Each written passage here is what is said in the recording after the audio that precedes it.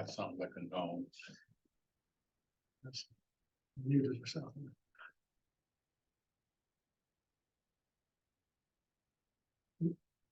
You're muted, Ann. Sorry, is that permissible if I'm remote? It is, yes. We're still under the same COVID laws where when we're all by Zoom, so that is fine. Okay. I didn't print out the agenda, so I'm going to need some reminders, but sure. It being 6:30, I'd like to call the meeting of the Manchester Select Board to order. The first item on the agenda is comment from anyone from the public on items that are not on the agenda. Actually, before I do that, I probably should call the meeting to order and get people to say that they're here. John Round, Here. Becky Jakes, Yes, here. Kathy Bellata, Here. Brian Solacey. Here. That the entire board being present, we will move to comments from on subjects not on the agenda.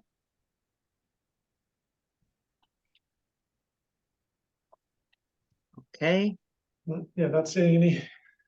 I don't see any hands and I don't see anyone. Well, there's someone connecting to audio.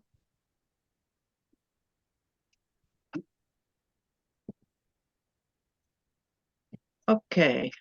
The next is to go over the items on our list of oh God, the to-do list. Let's see if I can get an agenda up. Kathy, could you go over the list of things that we're supposed to be doing? Sure. So it looks as though the open meeting agenda was an action. I'm not sure I see it on the agenda for discussion tonight, so Right. we may need to put that on the next meeting's agenda formally, Greg, unless there's something in particular you want to go over tonight. No, you're right. Okay. Yeah, next so- meeting will be fine. I think we're discussing the facilities master plan, speeding issues, parking, flagpole, everything else that's here. It looks like it's on the agenda for this evening, except, are we getting a pickleball update? So I just have it as part of my Okay, report. There's not a lot of new news. So. so I think we're good on the actions for tonight, with the exception of the open meeting agenda. If we're gonna have an open meeting for public feedback, we probably need to discuss what that should be. And I'm sorry. I have one thing that I think we've got on the agenda for the September 18th that isn't on here, which is further discussion about the water rates. Yes. So That's that missing from should the go action on item there. list, yeah. I agree. That should be on there. And if I may add, Ann, just a question, and Greg, maybe you can provide some information on this. The Powder House Hill question, which I think you had sent in your comments of maybe a month ago, sent some comments to the Housing Authority. And I'm not sure where that stands. Should that belong on this action item thing, or is that going to be addressed as you see fit based on your comments? We'll probably will need to go on, given the slow response here. Do you want to add it Okay. to the item list for a later update? Yes. We can put it as a placeholder, like a couple of months out if you want. Yeah, I'd probably do it sooner than that. I'd probably do it. The 18th. For the 18th. Fine. And regarding the action item on the proposed Human Rights and Inclusion Committee, I'll take the action to check with Susan on where we are with the process for setting up new committees, what that entails. So I'll take that action. Take my name off.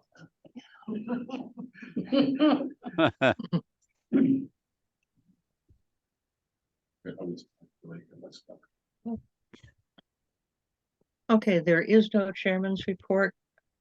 We've done the action items.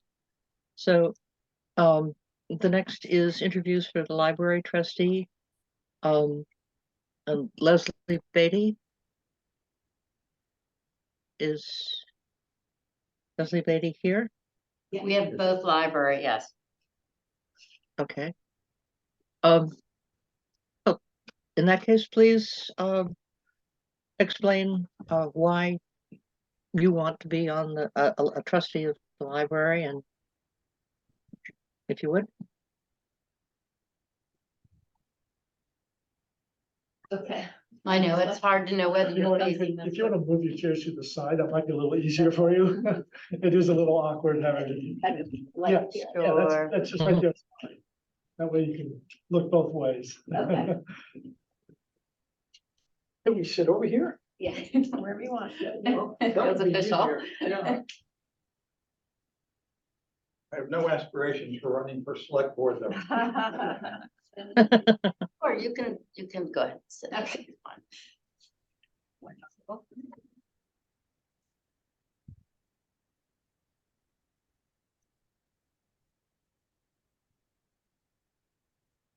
And if I may, Certainly. typically what we do, when we're doing this, Leslie and, Sarah, is we just ask people to say a little bit about how they would fit with the board or committee, and then we ask a few questions. More than anything, we are so grateful to anyone and everyone who steps forward.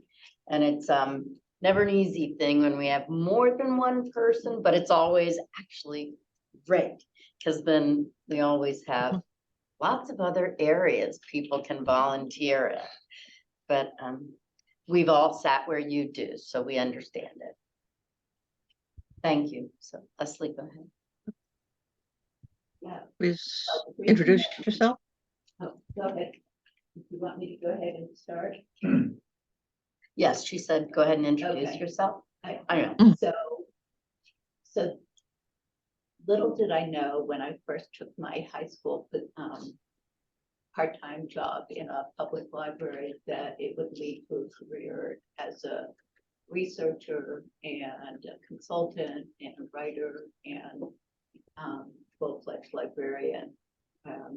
Certainly, you know that after I took the part-time position in high school, I earned a master's degree in information science and put it to work in all sorts of ways, not just kind of the going right into a position in the library, but even after 15 years of being a librarian at a private school in Dallas, I've come to understand various aspects of what a library should look like. One that is there for a whole community and in a sense working as a community center. One that represents lots of groups of people with varying degrees of perspectives. One that people can gather, where they can learn, where they can feel comfortable no matter what they're reading, no matter who they are.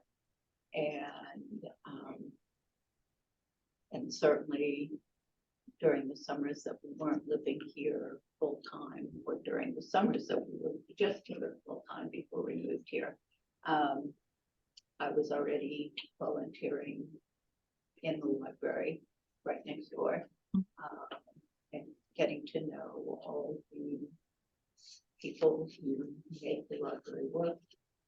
And I continue to do so since we moved here full time 8 years ago.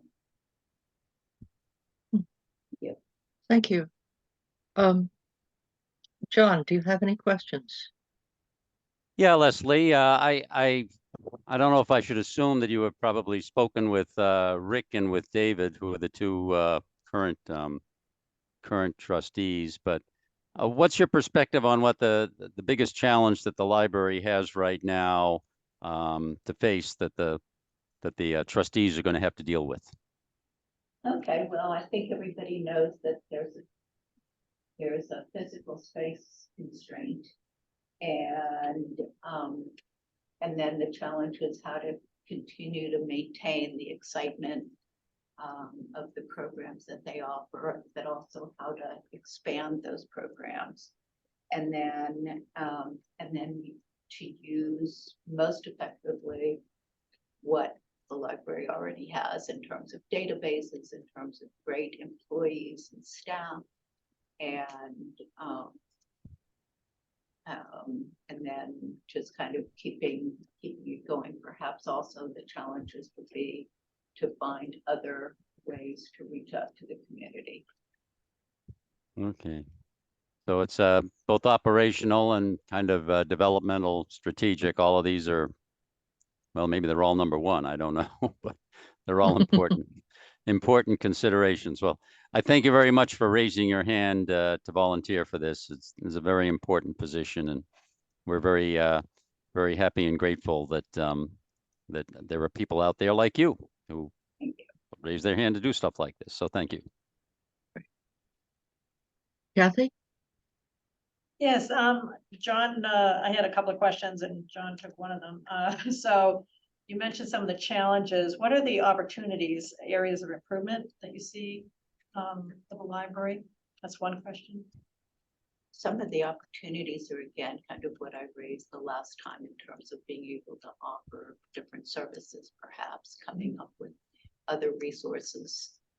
Maybe we're missing some ways to bring other people in, or even take out, bring some of the staff out to various parts of the community that aren't able to get there themselves or can't read.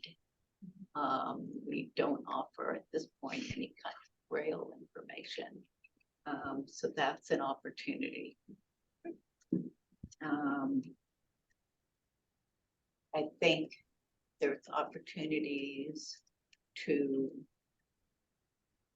make sure that the public knows that we are an unprejudicial organization, that the library serves ALA standards, American Library Association standards, keeps a balanced collection,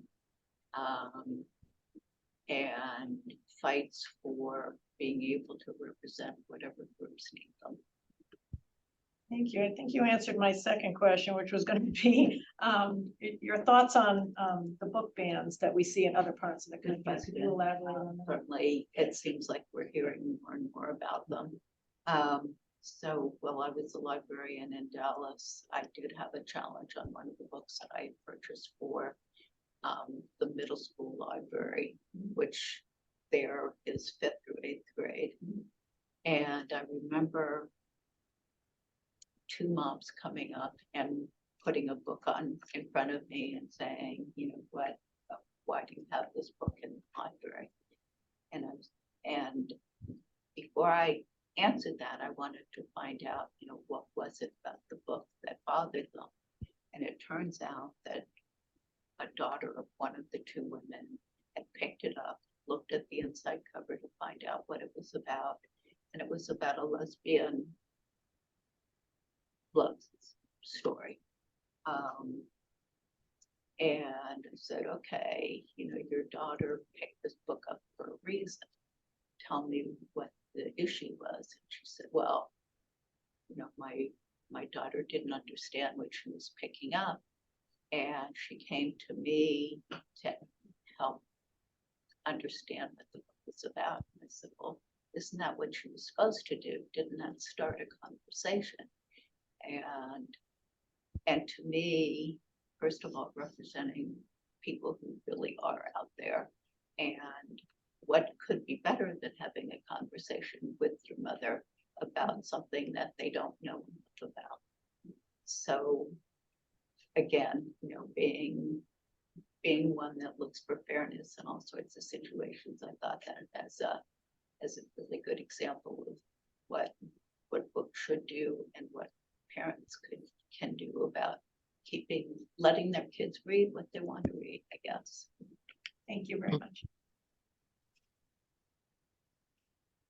Becky? Some great questions, I love it, and also interesting answers. Not as meaty a topic, but do you have any time constraints?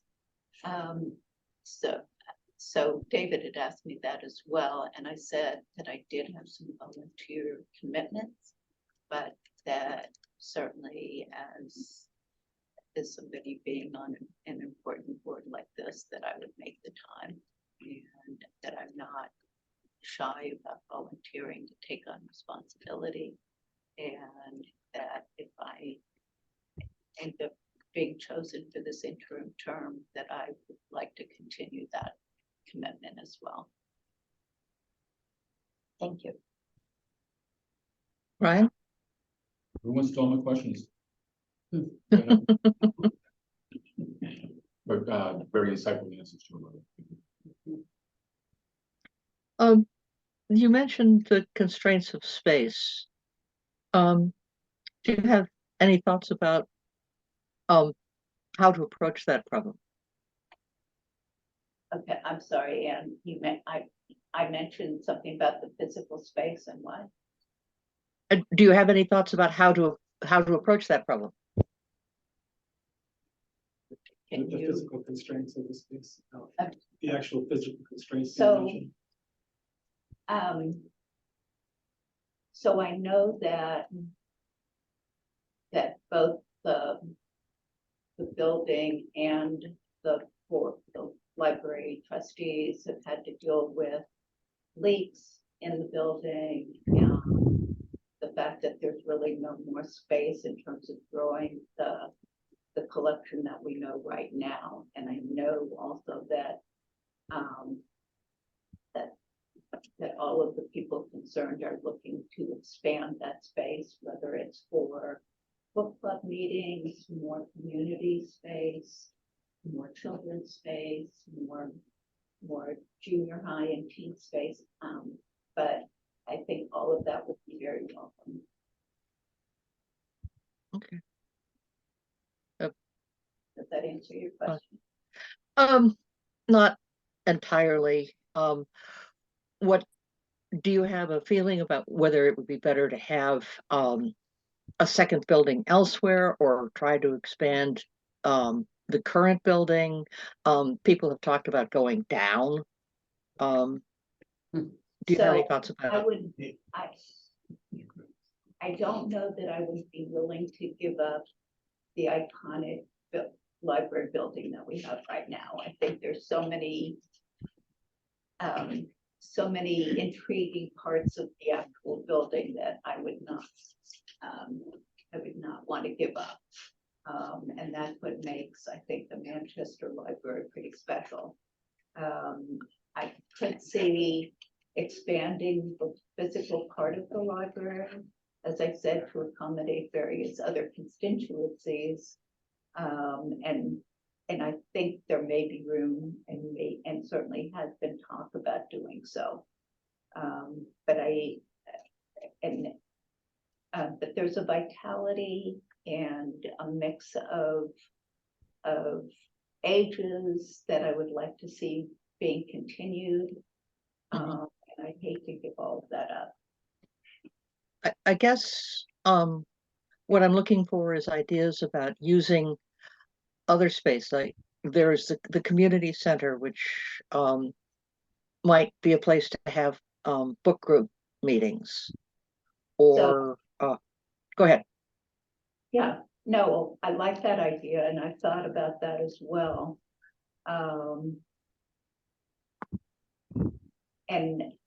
I'd like to, perhaps use the community center as an adjunct library at times, but not all the time, only because I think, again, that the library building itself is a way for people to feel secure. And know that they're going to be well served. And I know that for teens and for kids, they've used the community center quite a bit, and that seems to have worked. But But I also see the main building as being something that people would feel that it's a friendly place to gather. Does anyone else have any questions? Actually, I do. Go ahead. I'm sorry. No, it's okay. Consider this naive, and I spoke with David about this a couple of months ago. Where do you see the future of libraries? I'm sorry? The future of libraries? I mean, with everything that's going on the internet, everything that's available online, as far as resources That's a great question. and, Yeah. I mean, so the question I have is, are we looking to expand? And see it And diminish. see it diminish, okay? So, I see I the don't see- reading rooms, but as far as So, book repository. Okay, so maybe I was brought up in the land of, or at the time of print, and I don't ever seeing that as going away. I know there had been some libraries, certainly school libraries at private schools, who pretty much took out their whole thing, collection and put in all sorts of databases and things like that, thinking, okay, you know, this is what students need. And then gradually having the print collection make its way back in. There's a tactile feel about that even babies need. That if you didn't have the books for them to both look at the pictures without screens, and to be able to feel and even chew, that they would miss out something. Still read my I children's do, books. and you bring up something important as well, Brian, in terms of, okay, what is the future? And part of another service that I'd like to see is to teach more people about how to use the databases that we already have. All the other resources that are kind of tucked away behind the library screen, as we, you know, so to So do speak. away with teaching through the decimal system and teaching how to use the database instead. So, Okay. Thank you. so, okay.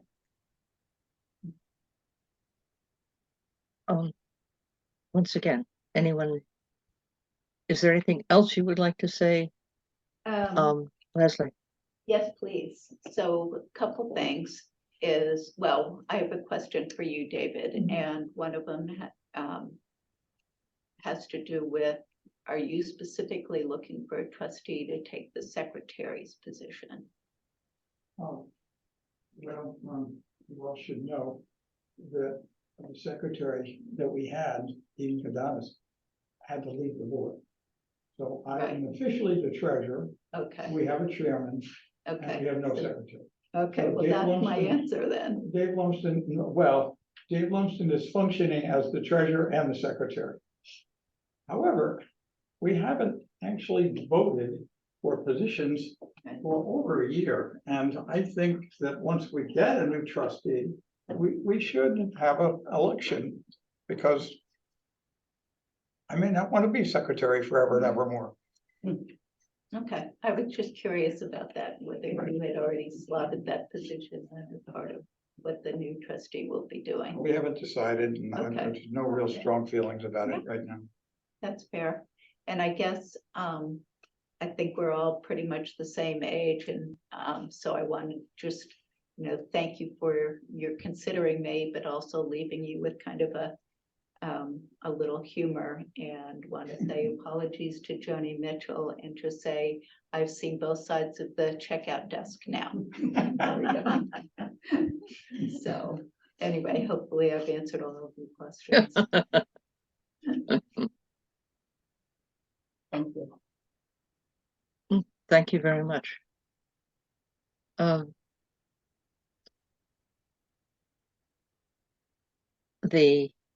Is Sarah Davis present? Sitting at the desk. So- Can you see me? Okay. What is it? I don't know.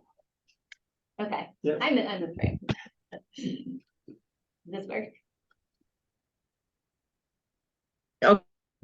Yes, would you introduce yourself, please? Sure. I'm Sarah Davis. I have lived in town for 2.5 years. Before that, I lived in Beverly Farms, about 2 minutes from where I live right now. lived there for 5.5 years. I'm an attorney. I work at Ropes and Gray. I'm a mergers and acquisitions lawyer. I have 2 small children. I have a 6-year-old who's going into 1st grade shortly at Memorial, and a 3-year-old who's in nursery school. And I've been looking for ways to get involved in the community. I feel like I'm just kind of coming out from under the like complete stress of all of the things I just mentioned and COVID and so and even just honestly like getting out and learning about the different resources in Manchester, because you know when COVID hit, I had a 3-year-old and my son was born February 2020, and it was like we were just like not really going anywhere. So when we finally like got settled and going out to different parts of the town and like going to the library and spending time there, like especially on the weekends, that's when I spend a lot of time with my kids to try to do things with them, you know, kind of by myself, because my husband does a lot during the week. And have just really enjoyed, you know, going and taking them and getting them, you know, interested in reading. Always read to them a lot. But the idea that they can pick out their own books is always very exciting. And I try not to, you know, comment if my daughter picks like all the Barbie or unicorn books, and that's her choice. And you know, it's been really fun to watch, and they love the space. I mean, frankly, I'm surprised you guys let me do this because I think they terrorize the space a little bit. But you know, I think I've enjoyed going when there are, you know, different events going on, and I think the programming, both, you know, in person and online, seems really great. I have only done a little bit of the in person, but I think it's really important to have like good sources of information, as we just talked about, because there's so much out there. And I think like for kids especially, they're not used to kind of thinking of maybe like one authoritative source. They're just like Googling, and they're not, you know, engaging with what might be, you know, real like knowledge and not just, you know, words you can find wherever. And so like a program, like I saw there was something on like zero waste, like I'm trying to teach my daughter about like recycling and things like that, and to go and sit with her together and to like hear someone knowledgeable talk about it, like she's very curious and she's excited, and I just want to so I think one of the, you know, big reasons I'm interested in getting involved is, you know, from that angle, I would like to support you know, that function of the library. But, you know, also I realize it's many things to many people. I like the idea of a place for people from all over town to get together. You know, I feel like it's kind of a hard town to get to know different people that you don't just naturally see all the time. And you quickly are like, oh, where do your children go to school? Are you know, do you belong to this club? And it's kind of like, I don't know, as much as I was like, oh, this is so exciting, I don't know anybody. Now I've lived here for a couple of years and I'm like, okay, I know the same people. I'd like to get to know some people that I don't, you know, meet because of, you know, neighbors or parents or things like that. And I think like also for maybe the older community, access to technology would be really important. And I mean, there's so much to navigate now. I can't imagine that someone who's not very, you know, technologically literate would want to use like the new AI tools, but all of that stuff, it's just like, it's changing so quickly. Like that kind of came out of nowhere and it's impacting so many things. And, you know, I think having people trained to help people in the community learn how to use those tools, because who knows, like all of a sudden, like I actually have a pro bono client now where we're trying to change his name in Puerto Rico for various reasons. But anyway, we need him to copy his ID and all this documentation, and he doesn't have any idea of how to do any of this. And we suggested he go to his local library and make copies. And we actually called him and we said like, hey, here's the situation. He's completely intimidated. If he showed up, would you help him make copies? And this was in Lynn. And whoever he got basically said, well, we can show him how to use it once. And we were like, really? You're gonna be like standing there and can't like help him copy 5 documents so he can solve this like very debilitating, I don't have an identification issue, but anyway. So I just enjoy, I think it's very important that it accomplishes a lot of things. I mean, it's frankly pretty intimidating, but that's kind of who I am and why I'm interested. Thank you. Becky, do you have any questions? I do, and my question is time constraints. As we all understand parenting, and working and how if you have the time to be able to. No, and no I- tunnel, but we're in the woods. Good.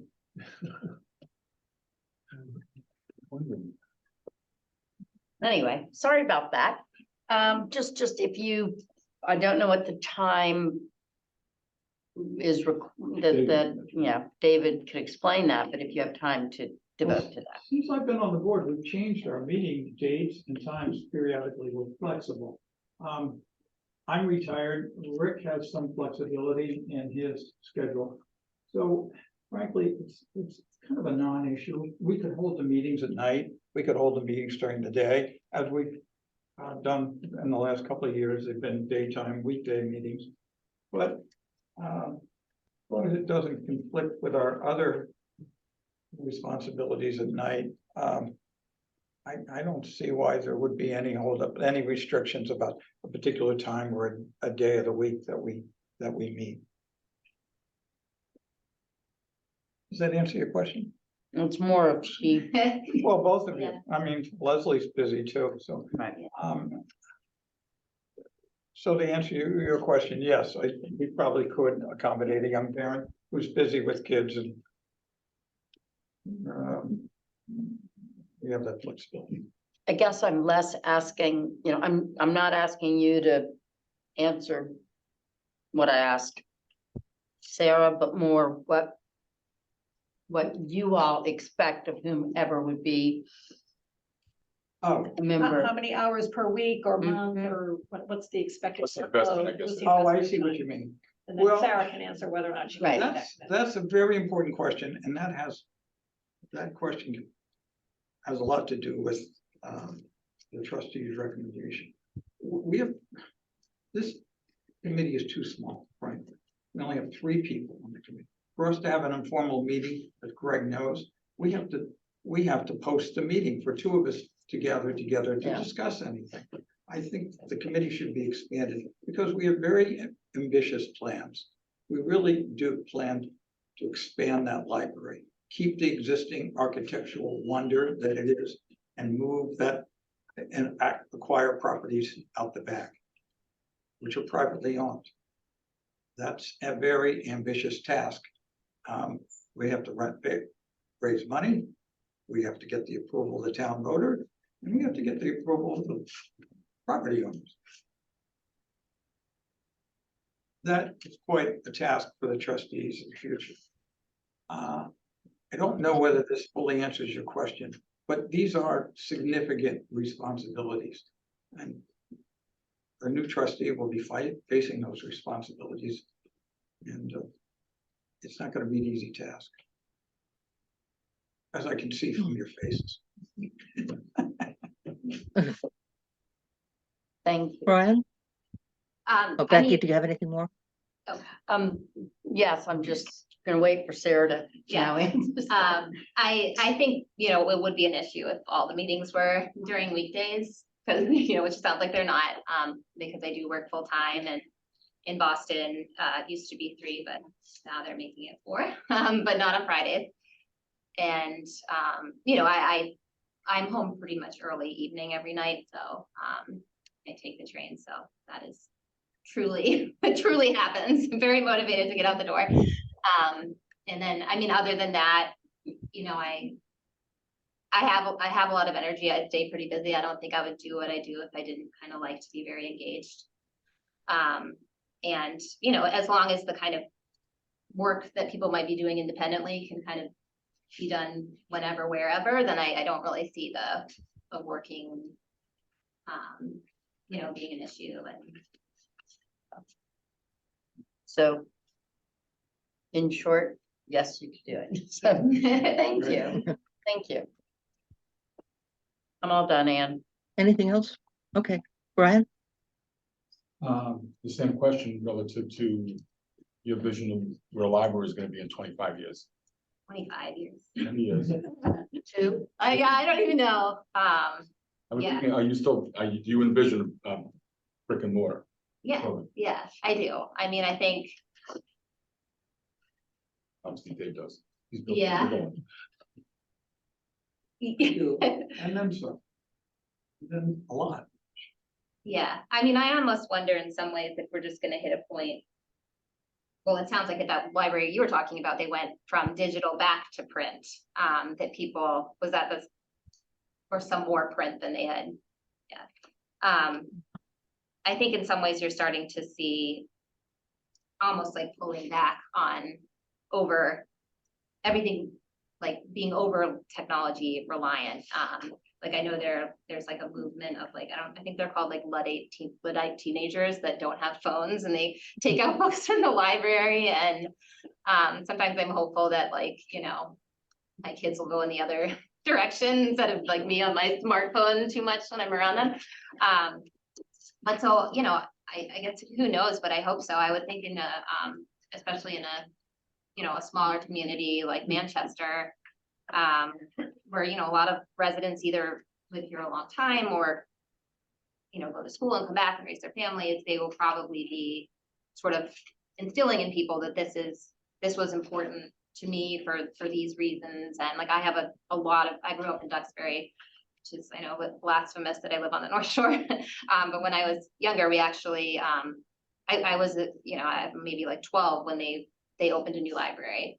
And similarly, it was in a very old historic building that was beautiful in the center of town, but I remember being there and they had brought in like people in wheelchairs just to show how they could not get around. And like, they were, you know, trying to raise awareness. And anyway, they ended up buying, or they ended up repurposing a school building. But I guess that's all to say, you know, in 25 years, it's not like all the people who are here today are going to go away. And I think there's to a certain extent, like a little bit of carrying it forward all along the way that I would hope, you know, keeps the physical print, the physical place, the print still relevant.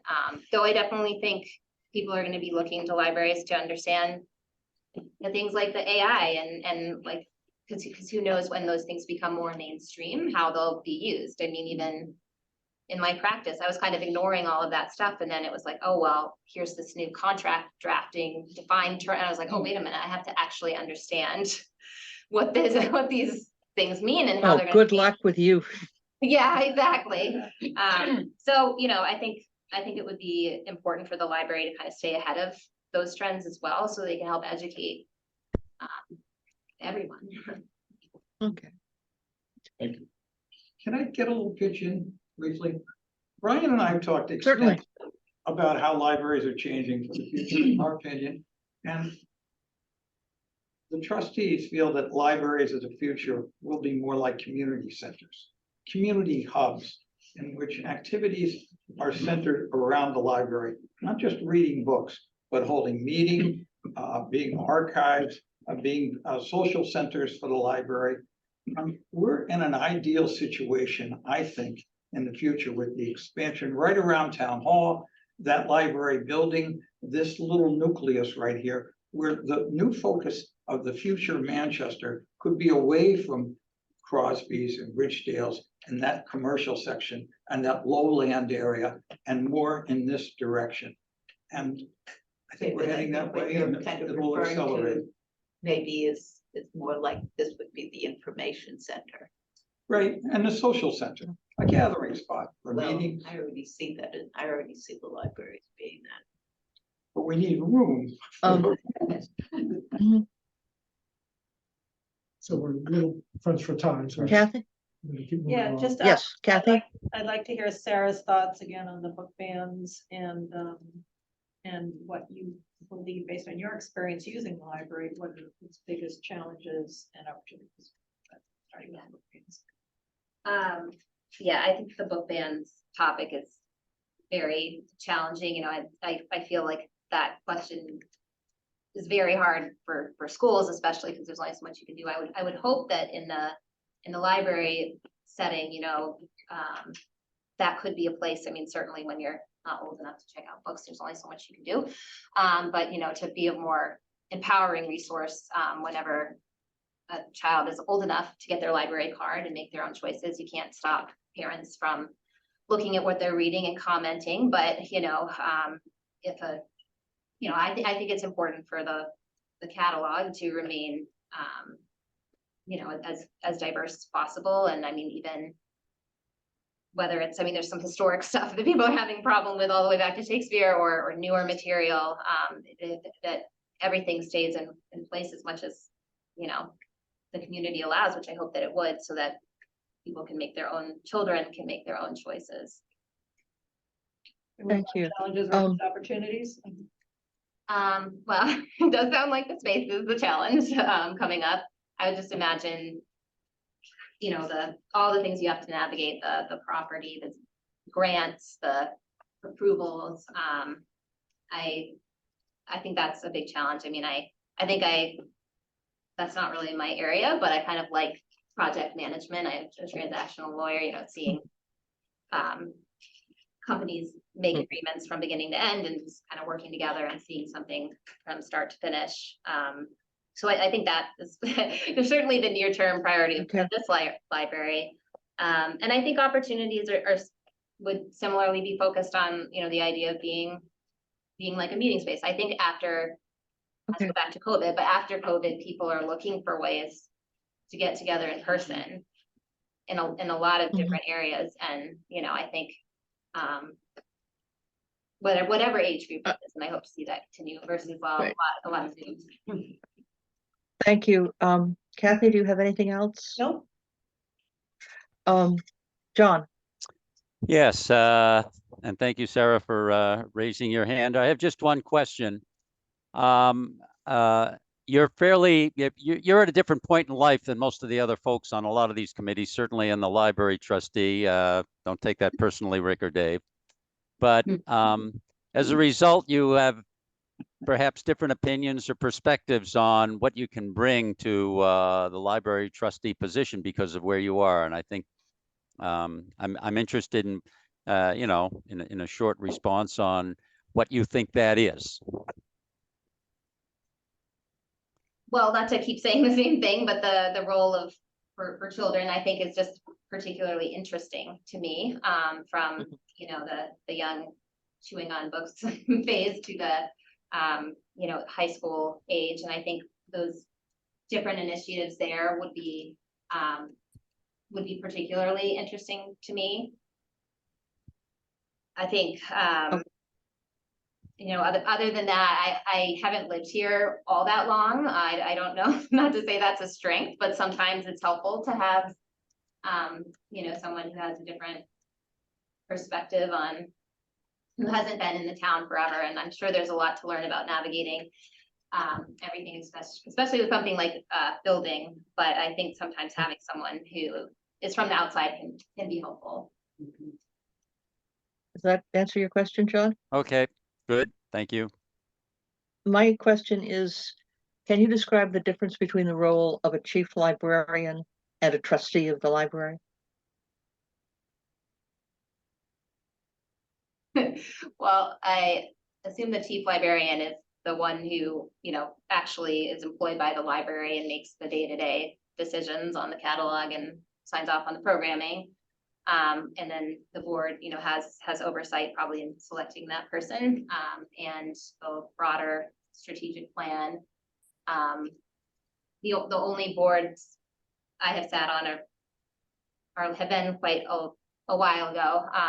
But, you know, I actually do a fair amount of work with corporate boards and kind of understand the difference between the day-to-day and the board oversight, the role of the board. Right. I'm thank you. David? Is there anyone else? Does anyone else have another question? No. Is the board ready to make a decision, or should we consider the two candidates at our next meeting? I do have one question, Anne, and that would be what the current board of trustees, what their inclination would be And David, you said you have 3 members on the Board of Trustees? There's only a total of 3. I wish there were 5.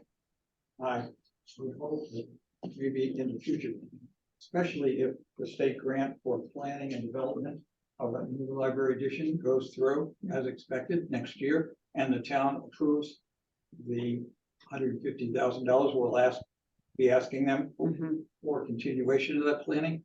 I hope that whoever makes that decision, as soon as the select board will allow us. I'm just gonna pull back to what I was asking. I want to stay focused on that because I know we do have time constraints. So just if you could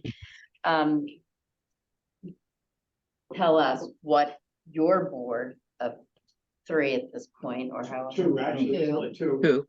Of 2, you and Correct, yes.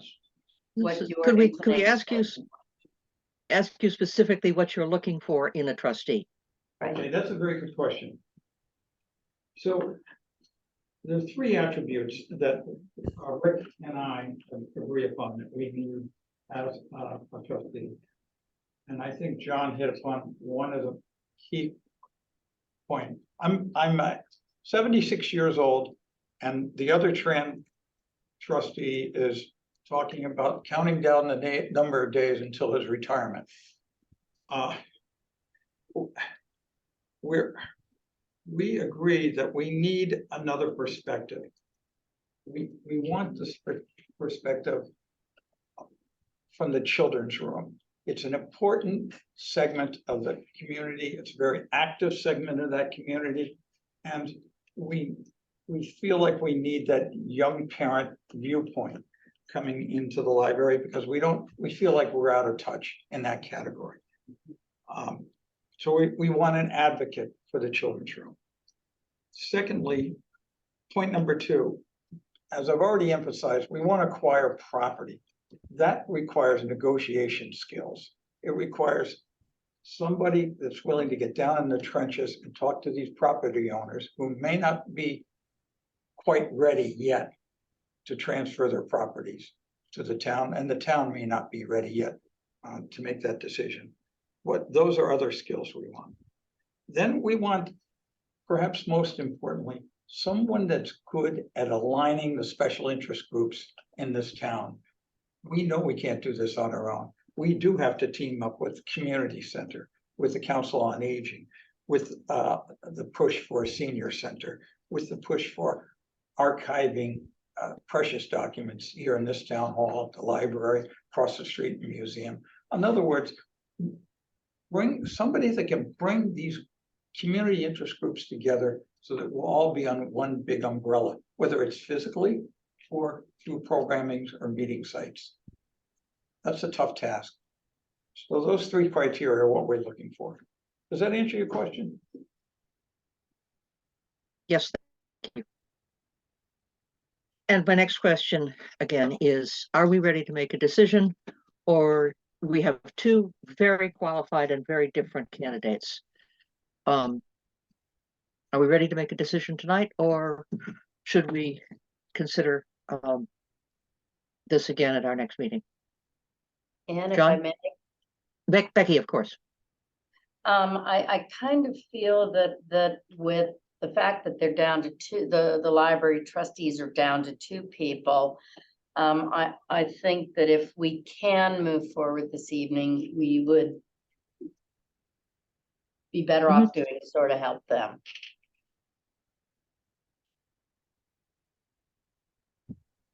I would agree with Becky on that. Okay, then I would entertain a motion to approve one or the other of the candidates.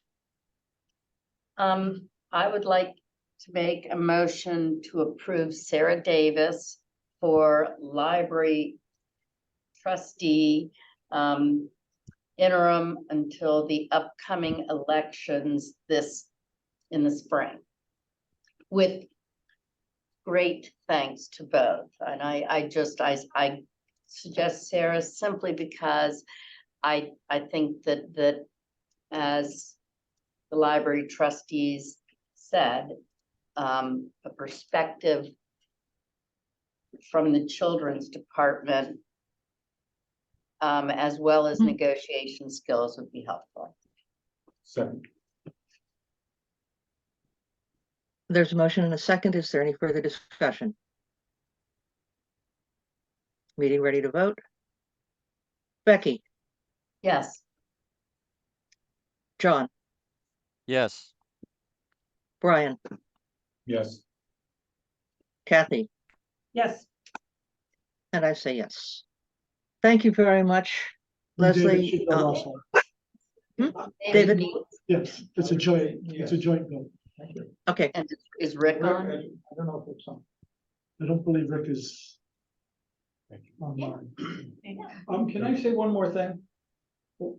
Leslie is one of my Yes. favorite people in town, and if we do expand this committee, I would campaign for Leslie if they sign out my property, and I would actually raise funds for her benefit. If we don't, we are planning to have a focus committee, with the expansion of the library. We have hired a consultant to help us with this process, and I would hope that you'd help to lead the focus committee. Thank you Thank you. very, so very much. Thank you very much. Lots of options thank you for both. help in Yep, town. that was- Don't go away. Thank you. Thank you, Sarah. Thank you, Leslie. Question, Okay. how do you abstain?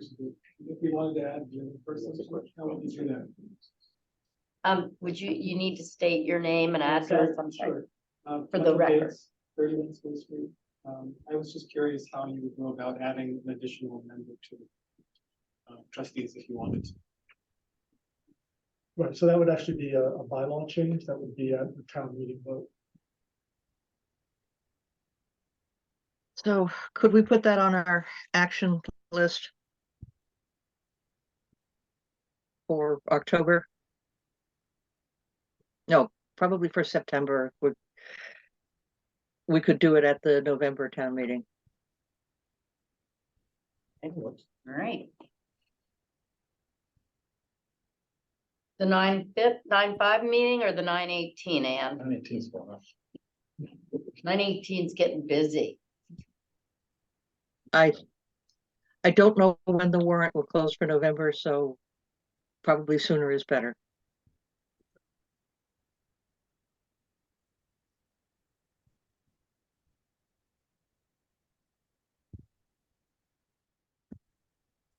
Okay,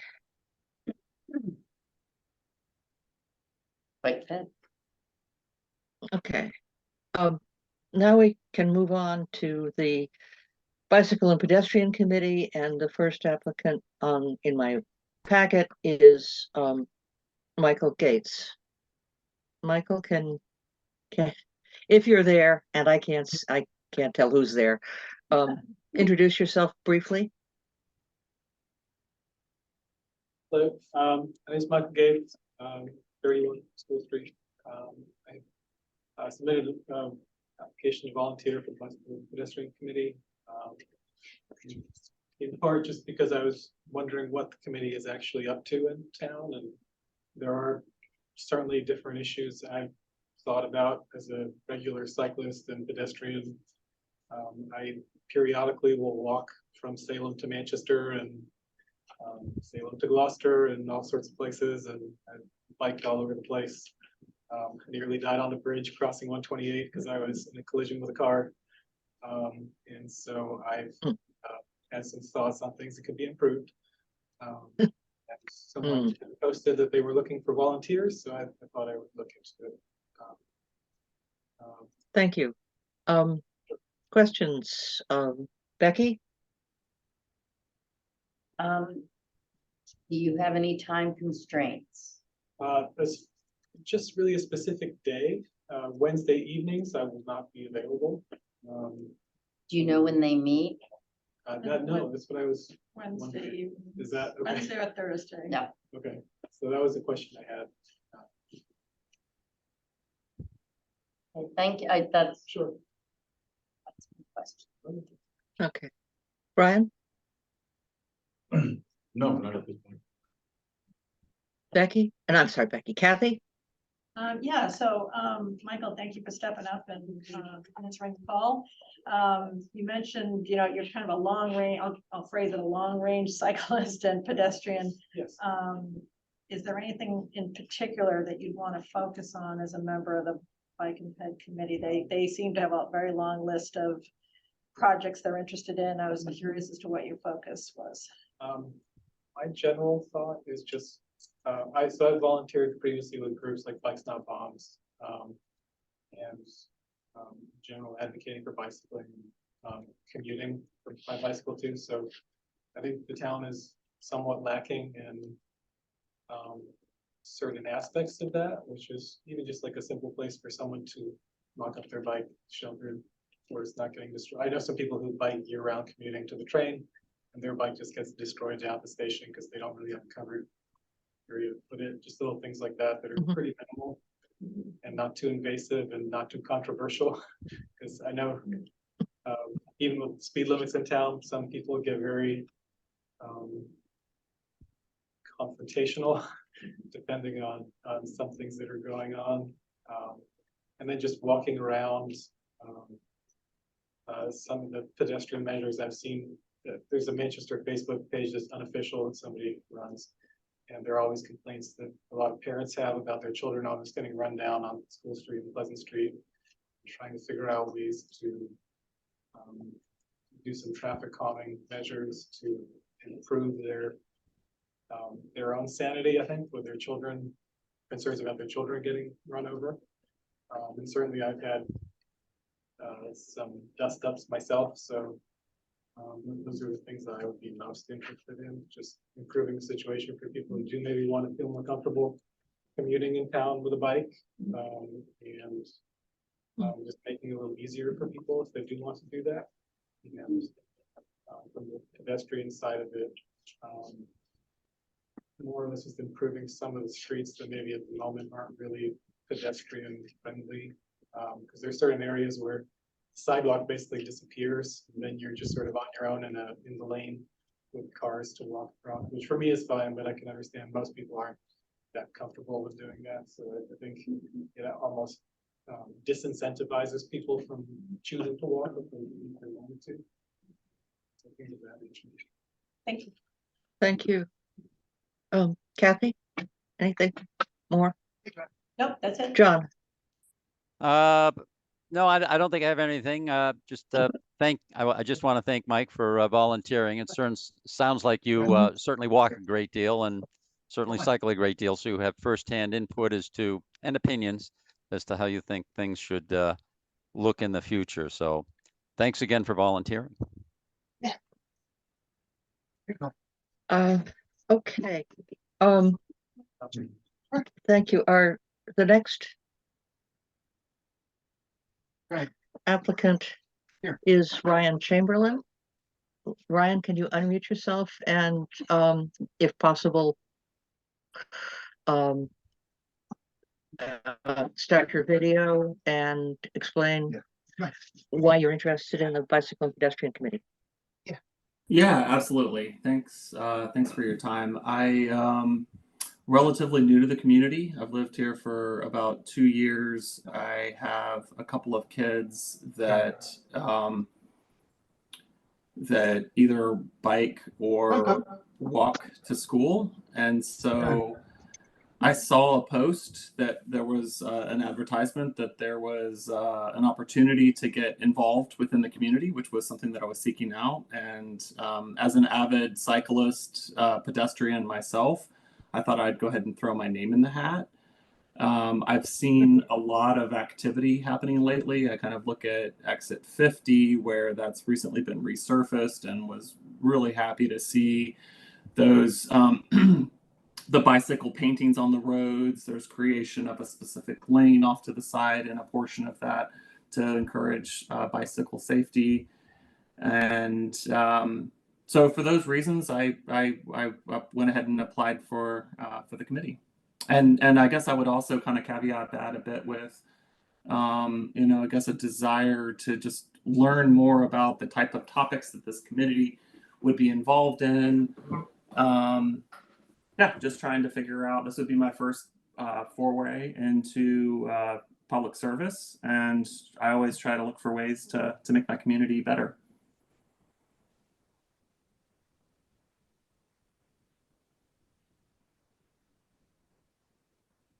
Thank you. Becky? Yes, thank you, Ryan, for also stepping up as well as Michael. It's always nice to see more interest. My question is time constraints. Do you have any that would Yeah. interfere with the meetings? Yeah, I mean, I have a full-time job, so I work Monday through Friday. Typically go into the city Tuesday through Thursday, would be available most evenings. But other than that, it's mostly just 9 to 5 during the workday that I wouldn't be available. Thank you. Brian? No, that was the question I had to start. That's always the question. Thank you. Kathy? Yeah, Ryan, thank you again for stepping up. You mentioned that you have school-age children. Are they in the Manchester Essex School District? Because I know the Bike and Ped Committee was interested in strengthening the connection to the district itself. Yeah. So I have my youngest child is entering into 4th grade at the elementary school, and my oldest child is entering into 7th grade at the middle/high school. Thank you. And just one more question. Is there anything in particular that you would like to focus on? You mentioned, the fact that you have children, and that may be a deciding factor, but anything in particular, you're a cyclist and a pedestrian, where would you see yourself focusing? Yeah, I think a couple of different aspects. I think one is just around increasing safety. So making sure that crosswalks are clearly marked, that you've got appropriate kind of notifications that something could be happening, particularly for children. I think a lot of that also goes with the quality of the road. So to the extent that you've got a lot of potholes in a certain district or an area that's difficult to navigate, then those issues would need to be addressed just from a safety issue. And then the other aspect I would think is maybe an opportunity to better promote opportunities within the community. It's a relatively small geographic space that we have, and so if there's anything that we could do to encourage those small trips, a quick trip to Crosby's, a quick trip to maybe vote at the elementary school, maybe just give a second thought as to whether or not you would take your vehicle, or whether you could easily do that by foot or by cycle. So those would be the two aspects. Yeah. John? Yeah, thank you very much for volunteering, Ryan. And I think my questions more or less have been answered by the others, but I just want to reinforce the fact that we always appreciate, well, shall I say, younger residents who have young children, or I guess medium-aged children like you, to get their perspectives into what's going on in town government. So thank you. We have an unusual situation. Sorry about that. The Bicycle and Pedestrian Committee currently, or most recently, had 8 members. And we try to have an uneven number of members to reduce the number of tie votes. And we could decide that the committee should be 7 members, which is really a more manageable number than 9, in which case we would appoint neither of these people, which seems kind of hard. Or we could decide that the committee should have 9 members, in which case we can appoint both of them. Becky, what are your thoughts on that? I do think more can be unwieldy. Do we have any input from the bike ped, the current committee? Yes, as the liaison to the Bike and Ped Committee, I've exchanged a few emails today with David Saunders and Terry Cowman. Are either of them on the call right now? I don't see them on. Okay, so I can certainly relay the feedback. They're actually comfortable with the 8. They do not feel the need to make it an odd number. They are comfortable with the 8, and they posted the opening because somebody recently resigned, I believe, and so the adding a member to the committee would be for, I believe, a 1-year term to finish out the term of the person who Resign. left. Resigned. If I recall. So the other thing, I just did a quick check. The meetings are mostly on Wednesday nights. So, yes, I just looked at the agenda. Actually, they're in the evenings. If that was a concern, I should just check my calendar here. Because they were on, they're usually around like 6 or 7 o'clock, something like that. So they're early evening, around dinner time. So if that is a constraining factor, for 2 months. okay. They have, met on Thursdays, like they did a Thursday meeting last week, which was off cycle, so it's not, set in stone, but their meetings are normally on a Wednesday night, so I just thought I'd mention that. And the other thing I would mention is at the last meeting, as I just previously stated, they're kind of looking for that tie to the school, to tighten that up with the district. They do have parents on the committee, but I'm not sure those children attend the MERSD school district, and they may be in a private school. So, anyway, that's the feedback I have from the Bike and Ped Committee. Thank you. Are there any? I guess at this point, I would entertain a motion to appoint one or the other of these gentlemen for the remaining term. Remainder of the term of the person who resigned. So I will move to appoint Ryan Chamberlain to a 1-year term to finish out the remaining term of, apologies, I don't know who it was that left the committee. Was it? Yeah. Okay, so I make Right. that motion. Okay, I will second. Is there a second? I will second. Meeting ready to vote? Yeah. Becky, Yes, Brian, Yes. Kathy, Yes, John. Yes, And I vote yes. Thank you both very much. I hope we Very will much. see you There'll be again, other votes, I Mr. promise. Gates. Hope you raise your hand again. Thank you very much. I look forward to back, a strong please. contribution to the thank committee. you, Ryan. Thank you. thank you. Thank you very much. Michael, I hope we see you. Yes, would like to see you again. Yes. There's all kinds of needs. Your parents are, it's always nice to see them. Okay. The next item on the agenda is the introduction of the town green. So we have with us tonight, Maureen Alwyn, who's the director of Town Green, and Dick Crowley, who is the director, chair of the board of Town Green. Town Green is a nonprofit organization serving the greater Cape Ann area. With a focus currently on the 4 Cape Ann communities, working on climate related issues, from advocacy to education to working on specific projects.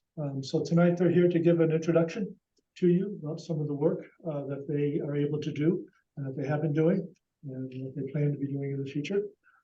As a way of, as I say, as a way of introduction to all of you and to the community at large.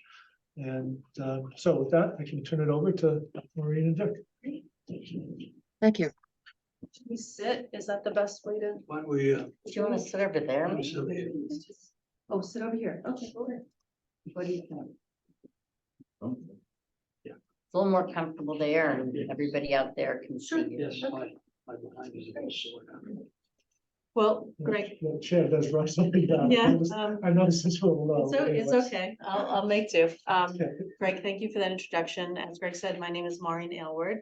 I'm the Director of Town Green, and I'm here with Dick Proudy, the Board Chair. Thank you so much for making the time tonight to add us to your agenda. So as Greg did my introduction for me, the Town Green is focusing on preparing Cape Ann for the impacts of climate change. And our presentation this evening will just take you through actually how we're doing that. Do you want me to say next slide? Yeah, well, Okay. you know, if I'm smart enough, I'll anticipate, but. This is our mission. What I really like about this mission is the word catalyst. So, you know, we're a catalyst for education around climate. We're a catalyst for learning, and engagement.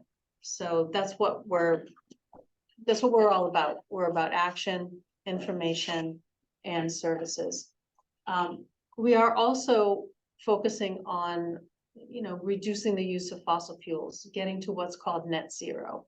And hopefully with a strong grid and some changes, we're in the middle of the great energy transition right now. And so it's going to take some time, but we believe that it can happen again with a strong grid. And we're a vehicle for helping people to understand and make that transition. Next slide. Dick's going to give a timeline because he's the founder. A little history. I actually taught in Manchester High School in the 70s for 10 years.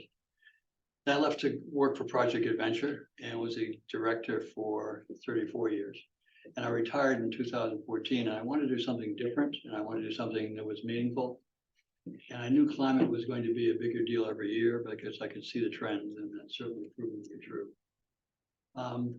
So we started out as a program under another nonprofit I helped start called the Gloucester Meeting House Foundation. We held sustainability fairs in Gloucester, 3 of them, at different places. We did a whole solarize the community drive and have over 1,000 people get discounts on solar installations. In 2020, we began raising money to hire the Harvard Graduate School of Design to do scenario planning of what would happen in certain situations in the future with climate.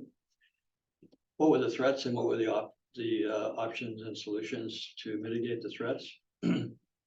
So the steering committee became a independent nonprofit in 2021. This is our second year. In 2022, we became an independent. We became an independent nonprofit in 2022, and this is our second full year. So we're now, you know, having raised some money, get a budget. Maureen is our director, and we are enlarging our board of directors. And we just want to introduce ourselves to select board because part of what we're doing this through all select boards, part of what we are doing is looking to launch municipal services. Next slide. So we have a 3-pronged approach.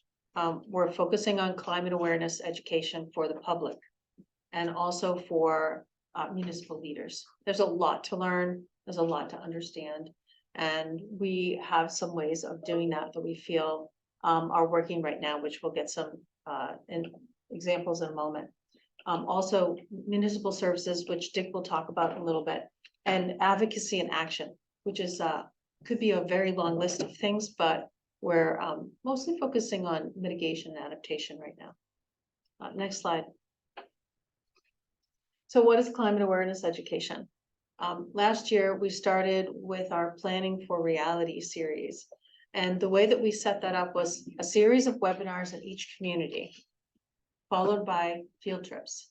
And how that works, for instance, we worked with Gloucester and Rockport already.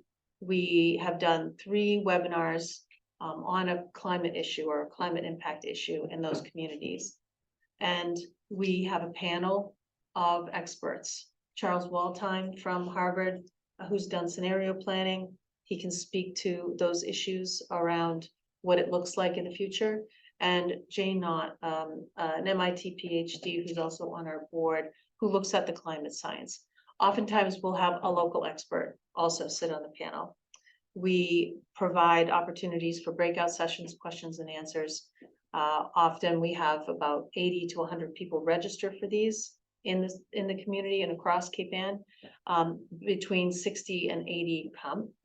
And then following those webinars, we have on-location field trips. For the field trips, for each one that we've had, both in Gloucester and Rockport, 30 people show up at each one. People are interested in this. They want to see climate impacts up close. It's an experiential process, also led by a guide, a professional guide, or someone who's a local expert in the area or in the community. So we've done it in, as I mentioned, in Gloucester, Rockport. We're doing Essex this fall. And we'd also like to do Manchester in the late fall. One thing that we're adding this year is in-person workshops. And we like this idea of in-person workshops because they are going to be participatory. So people would come to a program in the evening, on a Saturday, whatever, and go through, like games or ways that we can get the participants moving together, talking together. You know, it won't be a lecture. And this year we received a grant to work with the 3 high schools, the green teams of the high schools.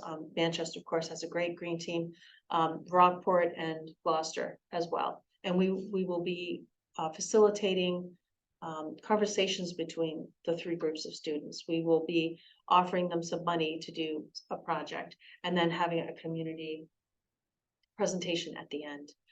We're really excited about getting that started. And also Town Green has the ability to do large group convenings, either around an issue that might be surfacing in the community, or to bring people together to find out what they might be interested in.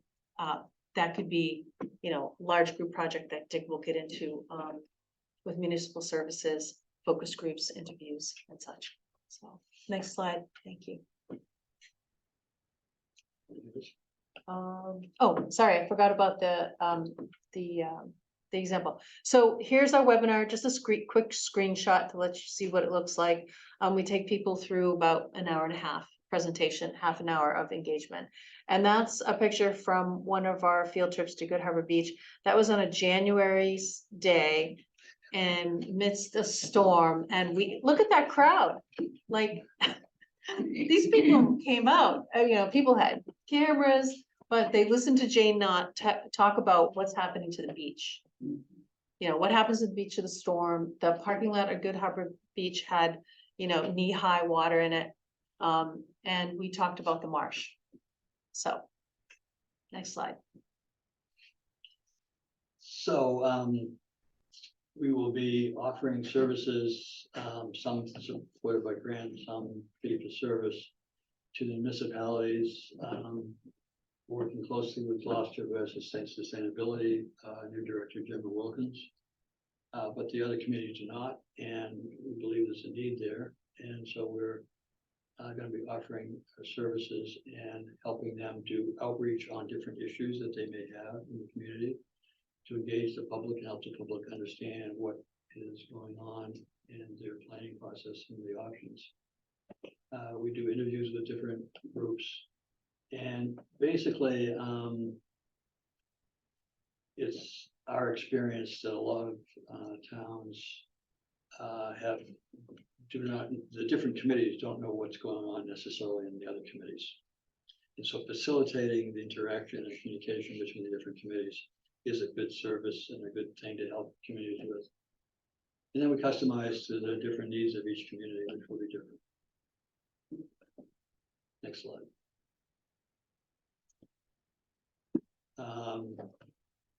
So we are, looking at these areas, trust building, building trust within the community about understanding what's happening and trusting the information, because we're really trying to represent science. What does science say are the range of options that will happen, and what does science say are the possibilities for mitigating the difficulties with climate that are inevitable coming our way. And then we look at how we can bring together creative options, and some low cost, some very expensive. There are very big grants coming down, for example, in the area of ecological restoration to restore marshes in certain areas, the Great Marsh and so forth. And so we'll be working with different participants in that. Next slide. And then, we hope to be able to take engage and do something ourselves as Town Green, or facilitate another action by another nonprofit or facility or a municipality. Climate is such a big issue. It goes across everything that we have to have the public and private sector, the business community, NGOs, nonprofits, and government work together. That's certainly Governor Healy's approach. It's President Biden's approach. All of government has to work together and collaborate. And so we'll be taking that approach on Cape Ann, and we're working. Maureen is planning with the chamber to set up a separate committee on climate for business people, for example. And then the idea of how do we, work with people to decarbonize and work for a sustainable future. And we have a couple of options there we're thinking about. So next slide.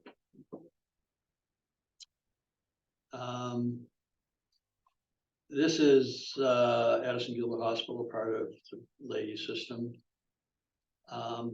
They are actually a good candidate for a large solar system, rooftop and parking lot. You're able now to, have solar over a parking lot and do charging, electric car charging there. And we are also looking at the possibility of geothermal, because this is a new thing coming down, and there's a lot of mass innovative money coming out of the state to support feasibility studies for geothermal. So this is one option. This would take a couple of years to get going, but it's an interesting one, and there certainly would be, we would first do a feasibility study with the hospital and with another solar person that we'd facilitate.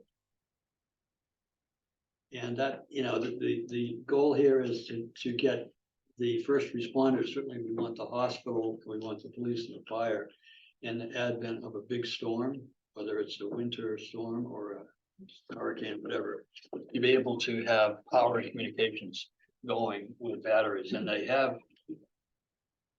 now generators at all these places, but it would be better, it would be cleaner to have, electric energy and batteries for storing over, we can go up to a month now with some of these big batteries.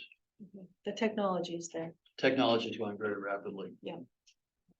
So that's just an example of the type of project that we would be thinking about. And I've had some preliminary conversations with the hospital already, and they're interested. So you've heard a brief overview of Town Green and our three main areas of education and services, and advocacy and action. Do you have any questions for us?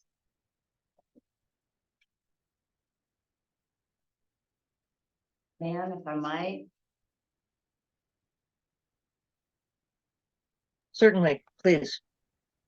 Two things I wanted to ask about. You mentioned something late fall in Manchester. Is this something that you envision for the whole community, or more oriented towards the schools? Well, there's two things happening. So what we want to do is the Planning for Reality series, which would be webinars, probably 2 in Manchester and 2 field trips. And, we've talked to Greg about some of this and what the issues in Manchester could be covered.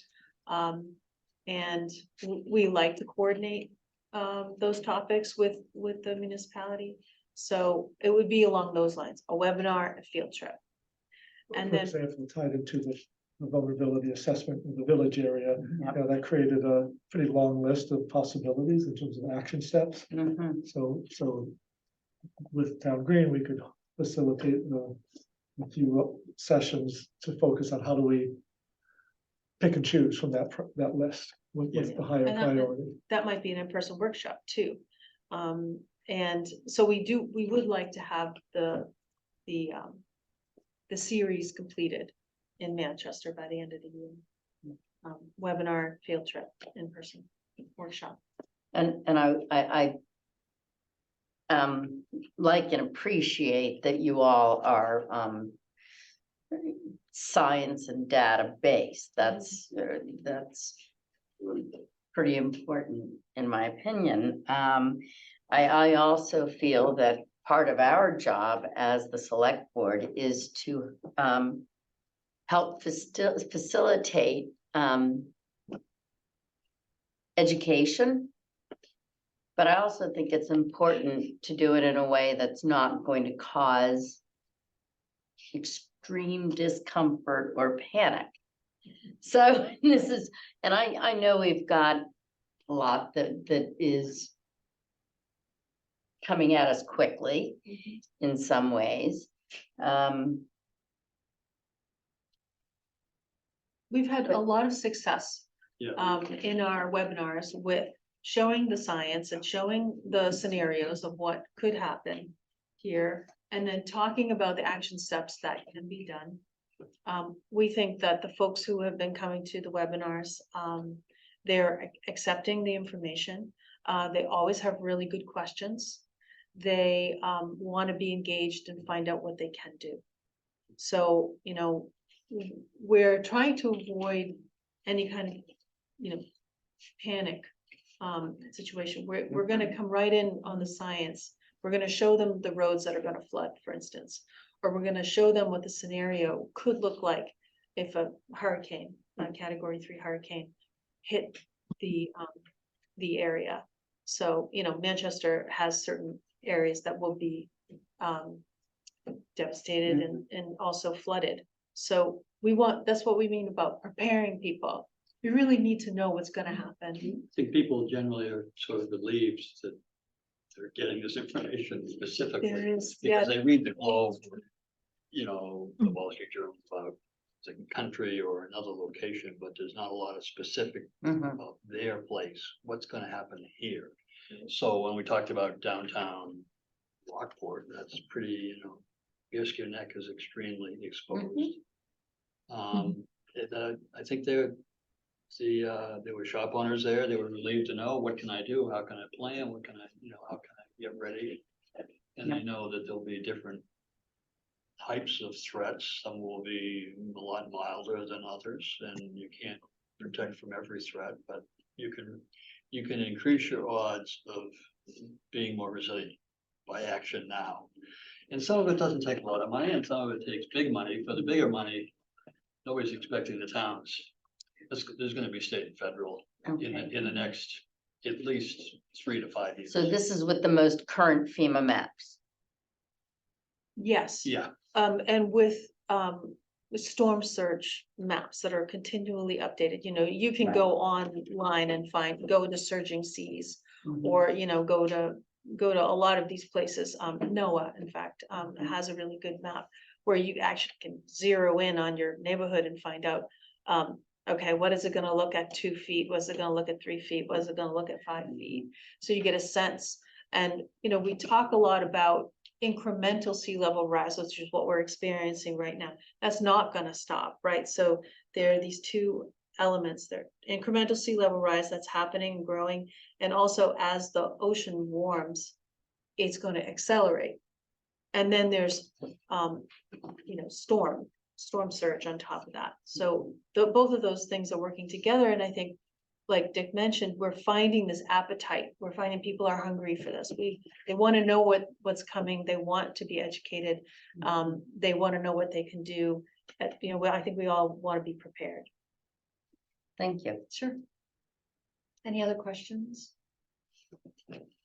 I have a couple of questions. So you mentioned the webinars, the field trip, two questions basically. Have you made any connections already to our sustainability committee or the committee that you put together, Greg, the impromptu group around climate resilience? Right, so, I'm trying to right, understand the connection to what we already have in process. so, those connections need to be strengthened, but introductions are being made and have been made. Okay. And So then, a few of the committee members have been going to some of the webinars that they've been doing already.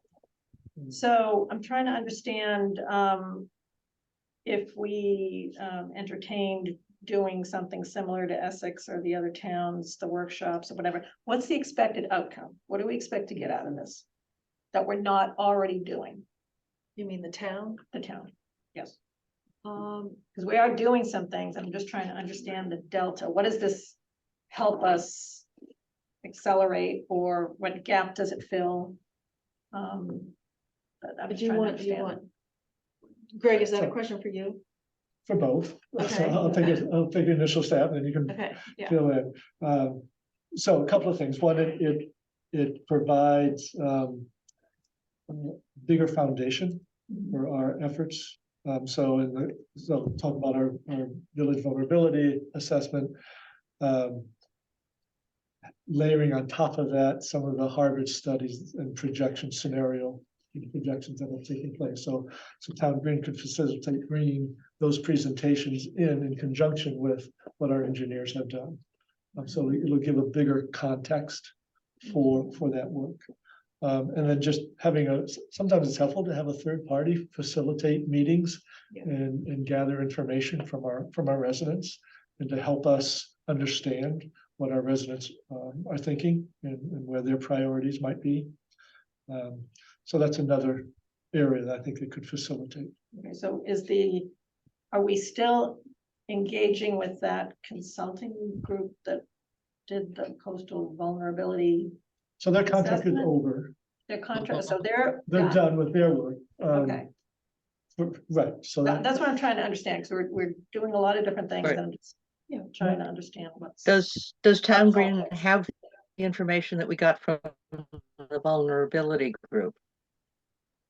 And I'm not have sure you the full considered it, report yet, but, if you've seen it? we certainly can and will. Yes. Another thing that the town gains from, Town Green, working with the town of Manchester and in the public is that a lot of people come to the webinars that are not from Manchester. So we have a lot of folks who join the Gloucester who are not from Gloucester. They come on the field trips that they're not from Gloucester, but they're interested. And so it allows further exposure to what Manchester is doing, which is excellent. And helps the region understand what Manchester is doing. And so therefore maybe have some expectations. So I think there's a lot of benefit. One is it's really community engagement, what we're doing, community outreach, community education. That is on top of all the other things that you're doing. So I like the fact that you're engaging with the other Cape Ann communities. I mean, anything related to climate is really regional, right? One town can stand on its own. So I really like that aspect. My only feedback is, should we decide to engage Town Green specifically, let's get crisp on what the outcome's gonna be and how it connects to everything else we're doing. And because we have already had a public forum, I'm not sure if I'm using the right term, on that coastal vulnerability plan. So they've already been engaged, and to add another entity in without a very crisp, clear plan may just confuse people. And the Right. fee structuring. Yeah, so I just think I think the work you're doing is great, but there's gotta be a plan for how we engage, what we engage on, what we expect to get. Okay, thank you. Okay. I guess my question is, what are you looking for from us? This was just an introduction to what we're about, and I think we may be looking to you for cooperation in the future, should this go ahead, and I think that's something that Greg can work with you on, a plan, developing a plan for, and then seeing if we're the right people and how we fit, you know, what our deliverables are and how crisp it is. I think those are all good questions. So we don't have a concrete proposal. We're not looking for a yes or a no now. This was just an introduction, the first step, for you to get to know us and put some faces on something. And it's also worth noting that the Planning for Reality series, the webinars, the field trips, and likely one in-person workshop, they're free. So there's no charge to the town. for Yeah, that. we're raising corporate sponsors for the Yeah. planning for, the sponsored education pieces, we have corporate sponsors doing that. Yeah, and we've received several grants. So Yeah. it's at no cost. We're coming in to provide, you know, information to the community and having a discussion about these issues. How do you plan to involve the community? How do you? Sorry, John, please go ahead. Yeah, I have a question. It'd be fairly specific with regard to a forum that we'll have coming up in a couple of months or so with regard to Ocean Street. You're probably not familiar with that, but that's got a resiliency problem and regularly gets overrun with high tides and storms and that sort of thing.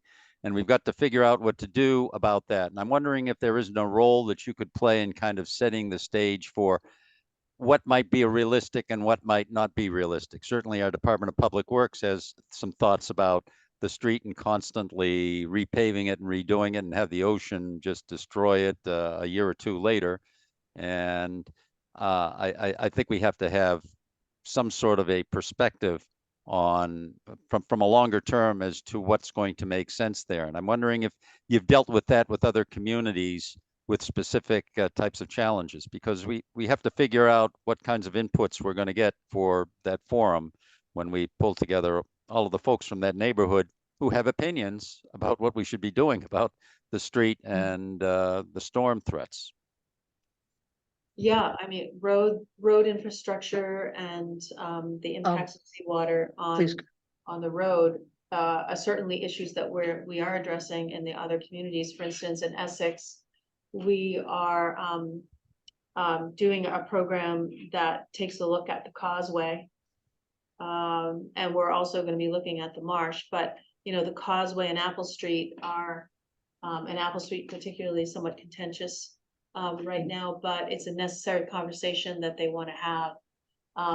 And so, you know, that could be one of the webinars that we offer with these experts who have more information about what can be done or what the town needs to think about for Ocean Street. So, yeah, I Yeah, mean, I think that's a great possibility. Sometimes it's just a lot of dialogue is necessary before tough decisions can be made. And, you know, you have to just invest in the time. And sometimes people take a while to understand it. And then, oh, this is not going away. It's, you know, it's not going to start getting cooler 2 years from now. Wishful thinking, you know, so I think this is a year that if you look at what's happening in heat waves, I mean, fortunately, we've had a very cool August, which I love. But heat's also going to be an issue in the future. You know, we need to get ready for, we don't know how far away that is, but we need to get ready for cooling shelters for older people. Those kinds of resilient things too. It's not all just about water. That's a big threat to a coastal community, but I think heat is coming. Okay. Well, I think that might be worth while exploring, Greg. You're probably closer to that. I know you're closer to that than we are because you're directly involved with the organization. But it seems to me that some sort of a setting of the table, providing some input about what's realistic and what's not before you get into some of the details is appropriate. Yeah. Further questions?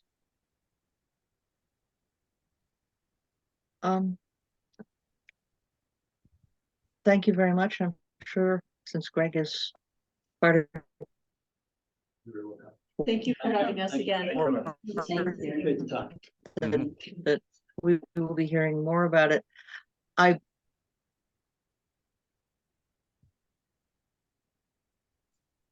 Bye-bye. Okay. Yeah. The next item on the agenda is the facilities master plan for discussion. I don't see the facilities master plan in the packet. What's the state, Greg? Right, so we will have a initial draft to you at your next meeting, and you can have a more, you'll have it before the next meeting. So we can have a more in-depth discussion about the actual draft plan. I thought tonight, if there were some specific areas that you wanted to focus on, we could tee that up, or if you prefer to wait for the plan and wait until your next meeting, that's fine as well. But we had talked about wanting to keep this moving, so I just wanted to give this opportunity to talk through some of the potential projects, potential funding strategies, sort of at the higher level, rather than getting too deep into the weed. We'll save that for when we have the report in front of us. So this is an opportunity to have a preliminary discussion before we dive into the details that the study will contain.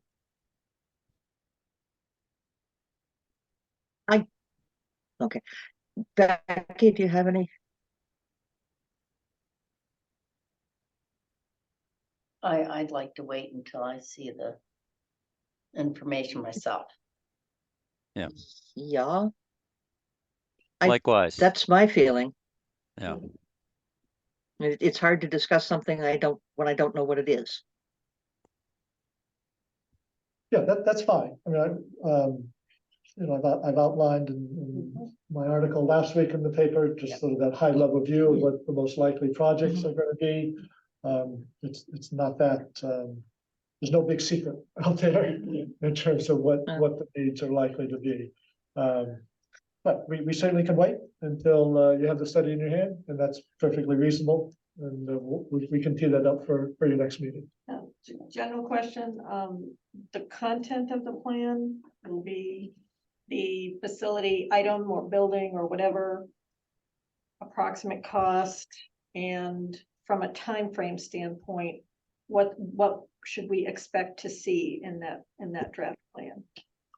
Is it the shovel ready date, or is it the doors open date? No, so it's not going to give you that kind of a prescribed direction. It'll be more baseline information about the conditions of buildings, probable cost, rough estimated cost for Plan X, new DPW facility, either at its current location or up at the School Street, is that $22 million rough estimation. Okay, but what about time frame? Is it, I mean, we've got to have something, whether it's the remaining useful life of the building. Right, so it'll prioritize, it'll say the DPW garage is the most pressing need.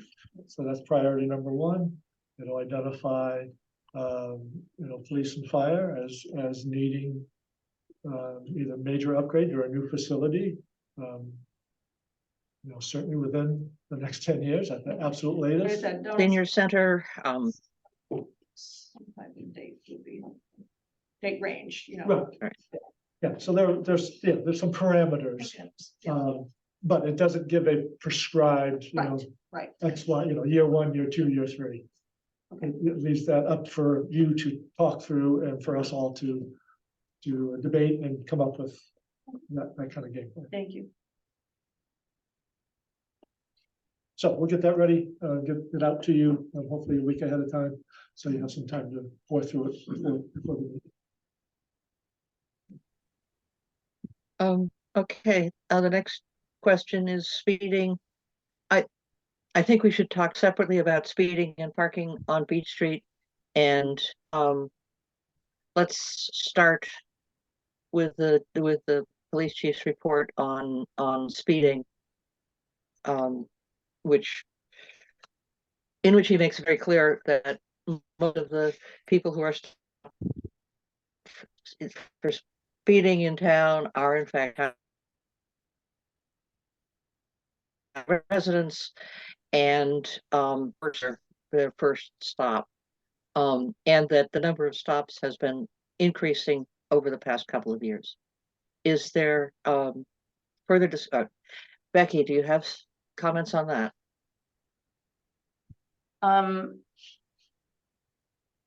Does any, go ahead. No, not yet. So we do, we have Does, Chief Go ahead. Fitzgerald and Officer Loof here who can provide more details on the data, if that's desired by the board. does anyone have any specific questions for Chief Fitzgerald? This is just on Beach Street, correct, Ann? No, this it's is speeding in speeding general? anywhere. Okay, What's that? This is speeding in general and then parking on Beach Street. okay. Yeah, Alright. the numbers I provided you are how much?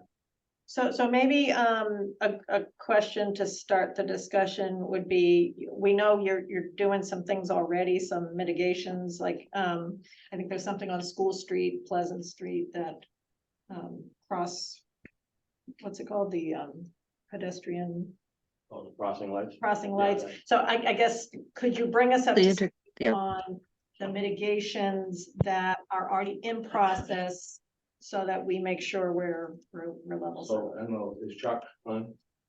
He's not, but there, He's not, but those speed, the pedestrian crossing lights. I spoke to Sean Johnson the other day, I think it was last Thursday. All those lights are in and it's just waiting on to be installed. So we're gonna see the lights installed. It's gonna be like on School Street, right at the Pleasant Street intersection. Is that where it's gonna be, or is it? The Gonna be- school and Pleasant and Pine and Pleasant. Okay, so we're gonna have, what are they called again? I'm sorry. Yeah, self-activated. Self-activated Pedestrian crossing. pedestrian. Okay, great. That's something, I mean, Chuck was the lead on that. Yep, okay, great. And is there anything else, Greg, that, you want to bring us up, anything else that is already in process that might help? That we may not be aware of or need to be reminded of? well, I would probably have the chief and Sergeant talk about just the enforcement activities, in terms of we do have the speed control signs, automatic ones up. There's also the trailer. The trailers, we have the passive traffic counter, which is pole mounted on Hickory Hill. We got another complaint on Hickory Hill the other day from another resident. As a matter of fact, I think they'll be coming to you shortly to ask the speed to be reduced to 15 miles an hour. However, it is posted 25 miles an hour right now. It does not meet, Hickory Hill itself does not meet the requirements for a so-called safety zone, similar to like Lower Pine Street with the elderly housing. So that's coming. We have Sergeant Loof is my number 3. He's on the day shift. He now with the extra personnel, we are able to dedicate someone all the time when the personnel are on duty on the day shift to certain areas of town when we get complaints. On our website, we have the traffic complaint form that fills out. It gets emailed to each of the sergeants so they know where the complaints are coming from and they dedicate the traffic enforcement to those areas. And unfortunately, we get complaints from all over town. With 2 people on the road, we can't be everywhere at once, and it's unreasonable to me to think that we're gonna stop all speeding. However, as you can see, in 2022, we made 1,787 traffic stops, and that works out there. If you average it out, there almost 5 a day, but still, there could be 10 in one day, 0 the next. All depends on weather and what's going on. When we take that data in from the community and they tell us the troubled areas, I put it on a patrol guide. It's the very last thing that I have to see on the way out the door with those areas that they should enforce the traffic. And we have a good group of people who are dedicated to traffic and they're out there every day in taking pride in what they do. Further questions for? I do Yeah, I have have- a Oh, sorry. question, Ann. Yes, John. Yes, when we spoke about speeding a number of months ago, in particular on Pine Street, I know that there was discussion about changing some of the speed limits there and then monitoring the speed to see if that in fact changed at all the habits that people had in terms of driving on the street Mhm. there. And I'm wondering where that initiative stands. Yeah, so I believe the DPW has changed the signs, however, they didn't change it all the way down due to the fact that we have that established safety zone because of Newport Park. But Yeah. the speed trailers have Mhm. been out there, so. Need to get it down. So is that those are data that are coming eventually? Yeah. Okay, good. Just want to know. I'm curious. Becky? Thank you, Ann. What I'm looking at, the traffic study I'm looking at, it does say Beach Street. But this is, you said townwide. The numbers I gave you in my memo are townwide, and then Okay, because of it was kind of confusing, the posting, whether we were talking about traffic speeding townwide or traffic Okay. speeding on Beach Street. So I sent you the traffic, the latest. Yeah, I got traffic study on Beach Street. thank you. The question I have here, looking at the numbers of vehicles exceeding 39 miles per hour down Beach Street, which is 20 miles per hour, the fact that we have almost 250, actually more than that exceed that. And you said that the bulk of those are actually townspeople. Is that with the stops that you all have, they're mostly townspeople and. I believe so. I didn't see that data, but yeah, I would say people traveling in and out of town downtown are more than likely residents. When people make a car stop, the general feeling is if it's a town resident and it's their first time, we always run their in-house history. If they have involvement with us, more than likely they're gonna get a paid ticket. Yep. If they have no involvement whatsoever, we've never seen them before, we try to be a little lenient with them, Yep. maybe a little community policing aspect to it, just give them a warning, and that's a teachable moment there. Where we can talk to each and every driver we saw, educate about the speed limits in town, and that's the goal of what we try to do with every car stop. But to answer your question, I believe it is more residents than not. Thank you. I have a question on that. When you just give a verbal warning, does that go on a record somewhere where you can find it? Yes, goes in our in-house computer system. To follow that. Okay, so I'm sorry. so you know that you've given someone a verbal warning, Yes, yep. even though it has no impact on their. So for example, we had Okay, an thank you. incident last Thursday where a non-resident was stopped in town for a motor vehicle violation. They were given a warning back in March, and they were given a ticket of moving violation on Thursday for the same violation in the same location. Then that resident came in to file a complaint against the office. So that's kind of what we're dealing with, walking in the fine line, as I keep saying, this parking and traffic enforcement. Chief, have you, the, increase in the speed limit on Pine Street? Have you seen any noticeable difference along Pine Street? Is that extra 5 miles an hour? No, I don't, what I've seen is we're not getting the road rage complaints. I'm sorry, I didn't hear that quite. We're not getting the road rage complaints, so people passing complaints, like vehicles passing over double solid hill. Thank you. I had a question, I guess it's only indirectly related to the speeding, but have we engaged our school resource officer in this conversation? And I say that because some of the speeding that I see is actually on Pine Street is actually it's a group of young men, the same group, on electric scooters and bicycles, and I actually saw them ride an electric scooter on the yellow line heading towards town. Unfortunately, electric scooters have become a problem, not just in Manchester, but Right. statewide. She's in those conversations all the time. Matter of fact, we were just talking about it with her today, so. Okay, great. I personally, I'd appreciate it if we could just make her aware that there's just is a real dangerous situation there, and I don't want to witness it. In the summertime, she's one of my primary enforcement. That's officers. awesome. That's great. That's great.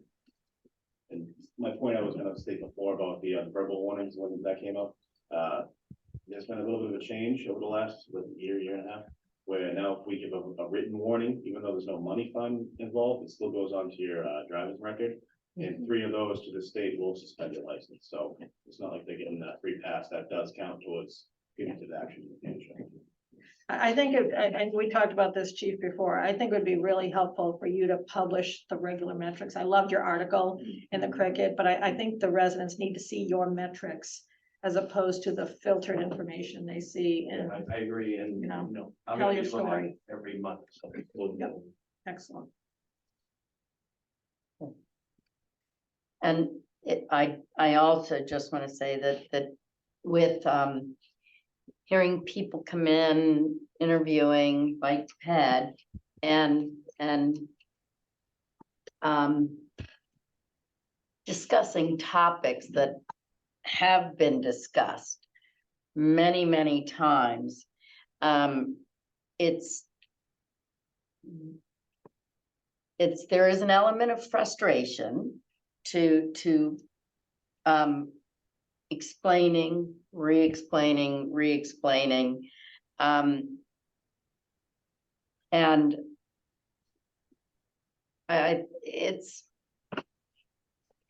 that's, I think, what we have to figure out how to best address is to somehow explain that this is not a new topic. This is not a new discussion. This is something that has been discussed over and over and over, and will continue to be discussed. So, I mean, in terms of concerns of children walking to school. That's, I'm sorry, Ann? Becky, do the new pedestrian initiated lights at the intersection of Pleasant and School and Pleasant and Pine, they seem like a new answer and something that we ought to promote and make sure that everybody Absolutely, absolutely. understands That's their really where safety. I'm trying to go with this is that you know, we are trying to come up with ideas and solutions and Communicating our improvements, I think, is what you're getting at. Thank you. Right? Yes. And I think the chief's article this week was a great first step. Right. Because part of the residents' reaction, I believe, is they're only getting a piece of the story. Yeah. And he's, you know, Chief Fitzgerald's gonna fill in that gap, and that's gonna be great. The other piece of it is, you know, there is data showing that since the pandemic, people are driving more aggressively. Mhm. And I think the data shows that we have a problem. So we're gonna do something at, you know, School and Pleasant and Pine and Pleasant, and we'll see how that works. We're gonna keep improving, and I think it's important for the ideas to keep coming forward. I think I'll just take this opportunity to mention that Bike and Ped, they're gonna probably come before the select board in September to request an evening out of the speed limits along Route 127. They want to submit an application to the state because there's too many bumps, too many changes, too much variability. And it's hard for you to enforce the speed limit when there's that much variability. So they're going to come before us in September and make a formal request. So for that application to go before the state. Thank you, Kathy, for helping me make that clear, or making it clear. Mhm. You use the word. John, do you have anything to? That we feel that as well. No, I think it's been covered. I mean, my question about the Pine Street study, I'm quite interested in that and how people's habits change or don't change based upon what's posted out there. But I think that the chief's article, and this is going to be a series that will be what, monthly? I think, Chief. Once a month, yeah. We'll pick a topic. Once a month. This is great. I've already had a couple of people approach me and say, hey, they mentioned that article in particular, so they're paying attention. Is there anything in particular that can be done about to revert to Beach Street. Beach Street is 20 miles an hour, and the road is clearly designed for more. Is there anything that the police or the DPW could suggest as a way of calming traffic on that road? I know one of the things that I've seen a design on, I don't know, Greg, if you've seen it, but like the intersection by Captain Dusty's, the Raised intersection. the raised intersections and the raised crosswalks, that was on, I think it's the downtown improvement. Yeah. Yes. Yeah, so that was one of them that I thought, that especially the one in front of Captain Dusty's was an excellent design. So also in line with that, some of the locations where we may want to do that, they don't actually physically have to be raised. It could be a 3D 3D, yeah. renditioning, so that make the plowing easier, but you think it's raised and you slow down. And just because it is such a wide road, it just, I think, for example, looking at School Street and where School Street, when it was paved, looked so much larger prior to the lining on it. And maybe, I know that that's next discussion is parking on Beach Street, but whether we do parking or not, if we don't do parking, can we create bike lanes? Something that visually narrows the road. Matches the speed limit's gotta match what people visually see. Right, right. Then they'll naturally slow down, so whatever Well, will work, hopefully. It incentivizes them. yeah. Can we move on to the question of parking between Tappan and Old Neck Road on Beach Street? And I'm going to introduce this by saying that Greg has reminded me that we had parking there and that there was a citizen's petition to remove it, which was approved by the town meeting. Fairly recent, within the past 7 or 10 years for sure. And I'm not sure, I think having the select board come out against a citizen's petition is probably not going to make us any more popular. But I'm willing to hear any opinion. Well, that was several Brian. years. Right, I'm a fan of exploring added parking down Beach Street. It does two things. It adds parking. It does become a traffic calming situation along Beach Street. We're all talking about we need parking, but we have a town asset, Beach Street itself, that can allow up to 30, 35 cars. I would also advocate if we do that is eliminating 1 or 2 spots at the entrance to Harper's Point and putting a crosswalk there. There's a lot of people that are getting off the train during this season and just meandering across the street. So I think that we can do 3 things. We can add parking, we can create safety. 2 things, we can create safety with the narrowing of Beach Street by the traffic calming situation. And I'm a big advocate of this. What was the rationale for the removal of the parking? Partly aesthetics. People didn't like the look of the parked cars and blocking the view of the harbor when you're driving. Okay. Historically, there was a feeling, sort of a myth in town, but nonetheless a general perception that there had been an agreement that there would not be parking as part of the town acquiring the parking up at Singing Beach. But it turned An out urban legend? that was, well, I think there probably Sorry, was it's not some urban legend, town legend. town legend. I think there was some verbal promises perhaps made, but nothing legally Okay, binding was made that we ever found. so the aesthetics was the big reason? In safety. No, that's what I'm trying to understand, and- safety. Safety, however, when we had the parking committee back then, we went out and actually measured the road, and that section of road is wider, only by a few inches than down in front of the 40 Beach Street complex.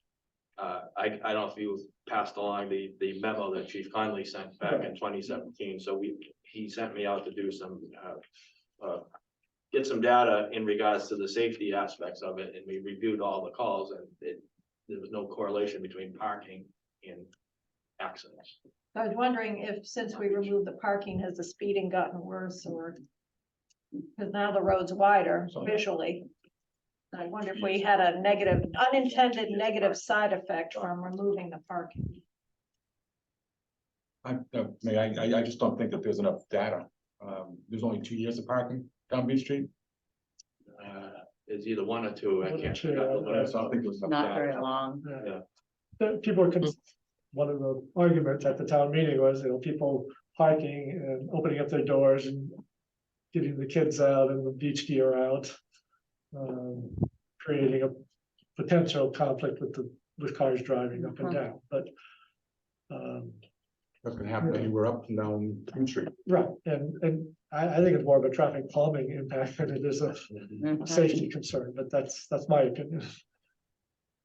Did the, any of the parking studies that we, looked at recently, did they mention expanding parking further down Beach Street? Yeah, they did mention that that's an opportunity It's an to opportunity. add more relatively easily. But it takes a political will to do that. Right.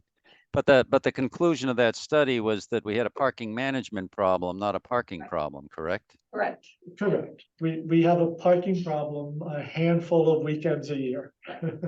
Yeah, okay, and I wouldn't argue that, but is this an initiative that's come up because people think that there is a need for more parking? Why is this coming up now then? Or being revisited, I should say. Brian, Well, Brian? I think you were the one who encouraged it to be revisited. Yes. well, what the impetus for this was actually a request for the crosswalk at Harper's Point. Yep. And I spoke with Chuck about this, and we all realized that we can't afford to lose parking. So then I started thinking more about, I understand, people say that we have a parking enforcement issue. I think we have we wouldn't have an enforcement issue if we had enough parking. And I think that to look at, I know that there was an email was sent to the board about acquiring or leasing spots over at Harper's Point. All right, so if we're looking, why are we gonna spend money for municipal parking when we have enough street to take care of that? So, and then also the concept of the, and we've been talking about this for a year now, as far as traffic calming. Specifically, we're talking about Pine Street, but cars parked along the side of the street are going to be a traffic calming by nature. It's a de facto traffic calming situation. So I think that to me, it becomes a common sense approach to a lot of problems. And that's why I'm advocating for this. Mhm. I just want to mention tomorrow I have 2 meetings with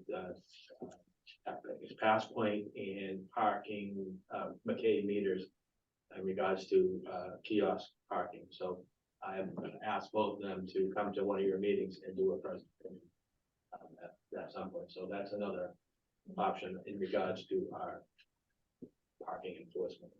And just one more thing. We're not doing this to raise revenue, obviously, but it becomes Doesn't hurt. it's an ancillary, it's, I think the study. Mm. Right, I don't want to get into a discussion of kiosk parking tonight. If we're going to discuss it, we need to see the presentation. This is. So yes, Chief, To that point, I encourage you to to bring that point, forward we were people. talking about just the tickets themselves, just not even talking about. My point is that Chief Connolly put together his presentation back in 2017. And again, it wasn't specific between Old-Neck and Tappan. But revenues were twice as much. Just for during parking enforcement, which would take care of a lot of the town's top parking enforcement issues if we could afford to pay them. So back on the Beach Street parking though, just for a second, because we're not talking kiosks tonight. No, I did say, I'm talking Okay. parking tickets. Yes. Okay, parking Actual parking tickets. Back on the Beach Street parking topic, I'm struggling to remember the downtown improvement plan. Graphics that were shared with us today. Could you mention a concern about the Harbor Point crosswalk, figuring out a better pedestrian costing- situation? Was there anything mentioned in their plan? Because what I'm trying to do is, we're trying to potentially brainstorm solutions, and we have some committees that we could ask to go look at this specific situation and ask them to come back to us with a recommendation rather than us brainstorming solutions. So as the liaison to both bike and ped and downtown improvement, I'm happy to take that action. If there's a specific scenario you want me to ask them to go work for us, is it a crosswalk at Harbor Point and parking? Just what is it you want them to look at, and I'll ask them to go look at it for us. I think a crosswalk at Harbor Point, because there is no sidewalk on the north side of Beach Street. So you're either walking on the grass, or you crossing where there is no crosswalk. So yes, take to both of those the question of how to put in a safe crosswalk and how many parking places we're likely to lose. Okay. And what to do about the loss of parking? Okay. Okay, thank you. we- I will take that. If Kathy has come out against brainstorming, I suggest that we move on to the next topic, which is the Ocean Street Public Forum date.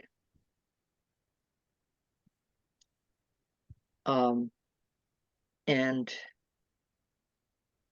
I am uncomfortable with relying on Town Green to provide us the full scientific information that we need Thank you, Chief. Thank you, Sergeant. to make a decision about Ocean No, Street. yeah, Mhm.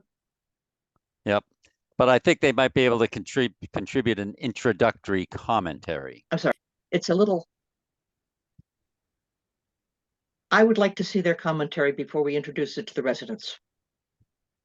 Yep, I think we have, haven't we?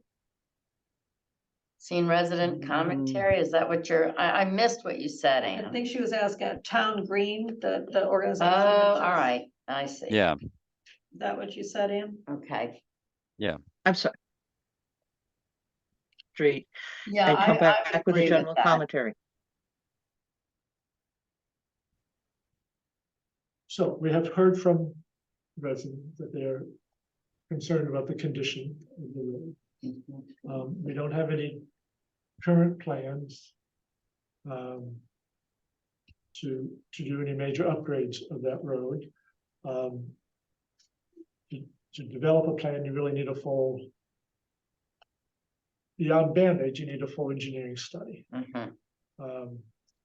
And I think there's been some reluctance to do that in recent years because of the concern that of the likelihood of that road and those improvements being sort of null and void in the first storm.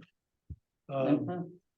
So that creates frustration for the residents because they don't feel like they're getting attention and improvement to a road that is slowly degrading, no question. So the bottom line question, what's the game plan, right? What do we want to do here? Or what are the options? Right, right. If I may, we can apply for grants to get engineering studies. What happened the last time, I believe, is that the impression that the residents got was that it was an engineering study with the goal of eliminating a section of Ocean Street, cutting it into two pieces. And they objected strenuously to that as a goal, and we ended up giving back the grant. My hope in having a forum or a discussion with them is to explain to them that this is not a problem that we're going to be able to solve in a major way without an engineering study, and that we are not going into the study with any foregone conclusions.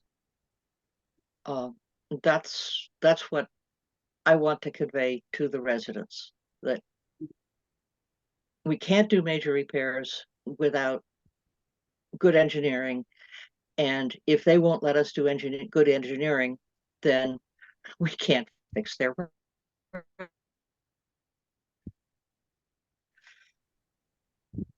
Craig, is Ann, can I comment here? Yes, please. Yeah, is kind of the format of this discussion, is the DPW going to take a role here in terms of, it could be A, B, C, or D, but I agree that some sort of a study needs to be done to know what makes the most sense. Well, yes, I mean, certainly DPW needs to be and will be involved in any discussion that you want to have. Well, They don't have any current set of options to present to you. Well, I'm just wondering how the format goes. In other words, how is that, what is that discussion fashioned around? It seems to me if you've got to have some possibilities, and they'd be strictly possibilities, because until an engineering study is done, you can't comment on what's real and what's not real. Yes, I agree. I'm hoping to hear a little bit more from the board here tonight, what you would hope to get out of a forum, and what information might be helpful either pre or post such a forum. That's what I was just gonna ask, Anne, is what is, what is our goal of the forum? Are we better off crafting and sending a letter to the residents of Ocean Street? And what is it we want? My goal is not to have to give back another grant. Right.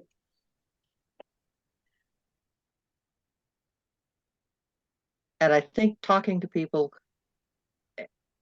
is more effective than sending them a letter. Yeah, but can we talk to them from an informed perspective? In other words, that there has to be somebody that has some factual information that can be conveyed. Mm-hmm. And I guess, and this all kind of precedes me.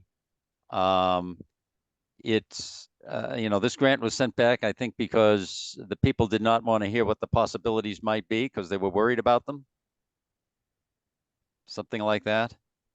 I was on the board at the time, and what happened there was, I think, a perception that there would be a foregone conclusion, and which was incorrect. There was no foregone conclusion. It was simply exploration of options through the grant. Yeah.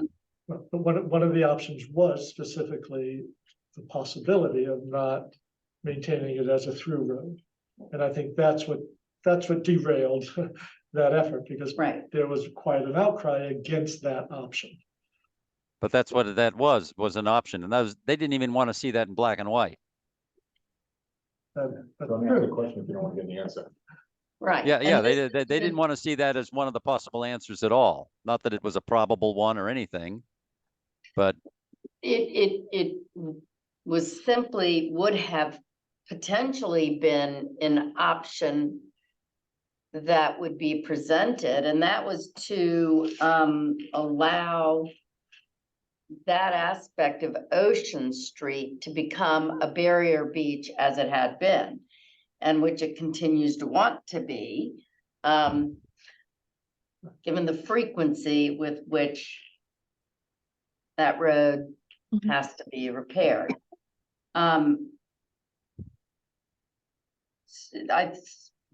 That's why I'm concerned about a forum. I'm not Yeah. sure. I agree. I think we need to have a forum. I'm not sure, to John's point, whether we're ready yet. Yeah. Because one, what are the options? If investing a lot of money in one area of town repeatedly might not be in the best area of town, best interest of the town, is an option to make it a private road. I'm just completely throwing stuff out there without any knowledge whatsoever, so don't even take that as a serious, but I'm just saying.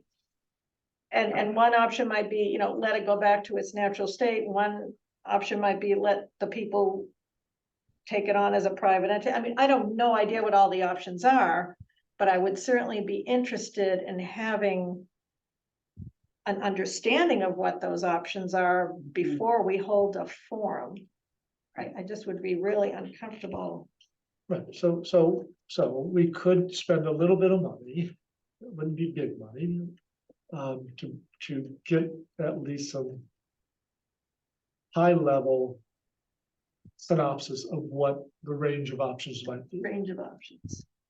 I think Chuck could work with, one of the engineers that he often works with, and they could probably they could sketch out in broad brush terms what those options might be. Yep. And Could that we ask Chuck? that could be the Could we basis ask Chuck? for a forum. Right. Could I just we think ask it's a Chuck to little have that prepared premature. for January? I'm sorry, Ann, what was that? Could we ask Chuck to have something together for the second meeting in January? Yeah, that's very doable.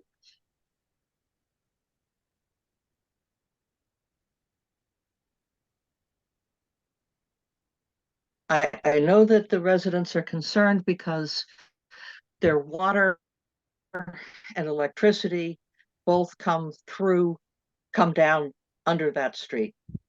And having it revert to nature might threaten their utilities. And that's something that should be included.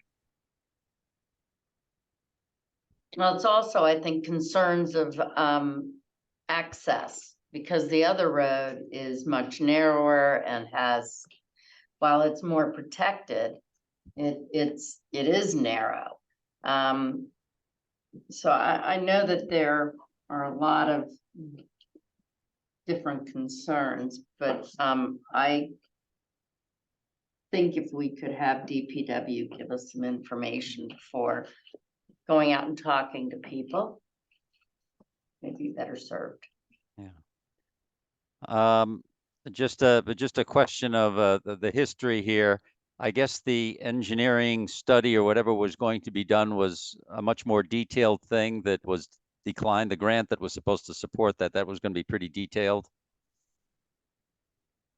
Yes. Or okay, all right. Yeah, and I agree. We don't need that kind of detail at this point. That's not to say that that's not the next step after this, but I agree that we have to have some sort of talking points basis for a forum here.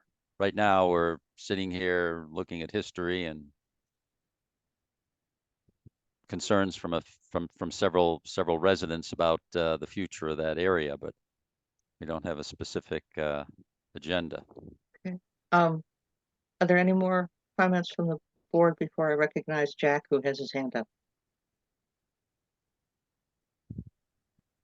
Jack, please unmute and give us your name. Good evening, Jack Burke. Yeah, Jack Burke, 16 Ocean Street. From a little bit of history, I recall that I was contacted by a few neighbors who were concerned about the grant. It was specifically brought forward, I believe, by the Conservation Commission with the specific goal to abandon Ocean Street. And that's why I think most of the neighbors got very concerned.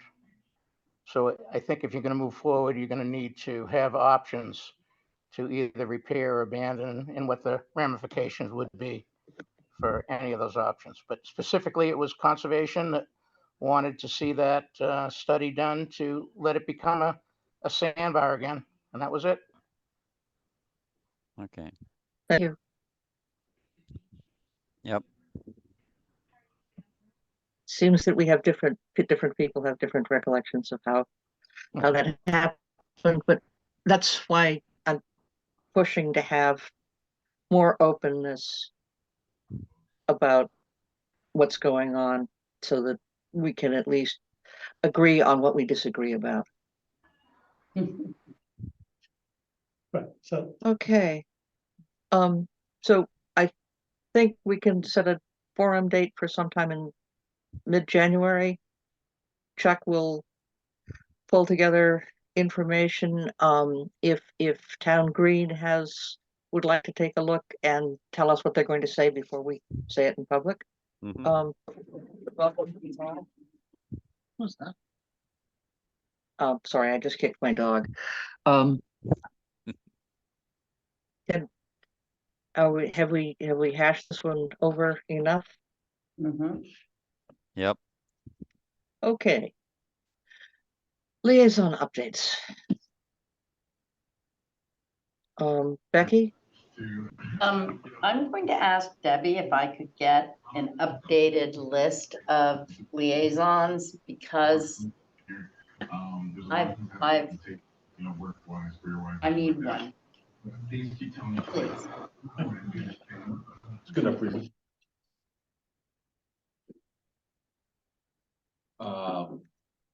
Parks and Rec. Nothing to report. Still waiting, I guess we're still waiting on USA pickleball. yeah, I was gonna give a quick Okay, update. I'll let Greg speak to that. And beyond that. Nothing.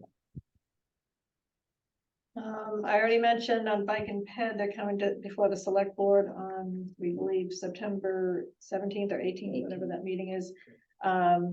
To review an application to change the speed limits on the state route 127.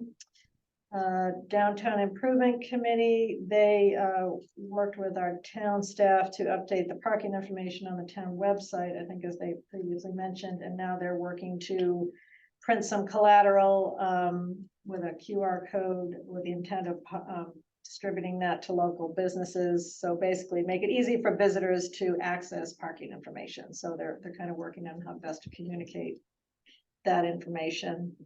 Greg, are you going to talk about the FinCom meeting? Part of your. Go ahead. Okay.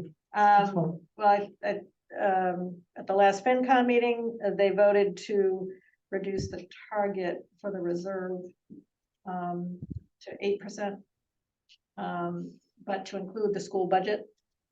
And the other big discussion was doing capital planning a little bit differently this year. So they're going to take a look at all the capital needs up front, I believe, targeting completion of capital planning by October, and then work on the expense. So, which I was thrilled to hear that based on the, the big capital needs we have. It's really a common practice to talk about capital all at once and then go into your expense budget. So I think they're really doing great work, and we'll hear more from them.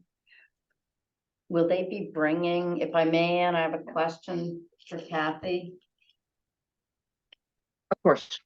Will the FinCom be bringing their desire to change? Yes. Okay, just because They should be bringing that to advising the select board. okay, Yes, thank yes, you. they I should be just- advising the right. select board, absolutely. Thank They you. didn't set a time for that, though, at the last meeting, Greg, I don't recall. Yeah, they did not. You're right. Okay, So, We can talk about that. yeah, That we was- get the next link. this Yeah. website. thank you.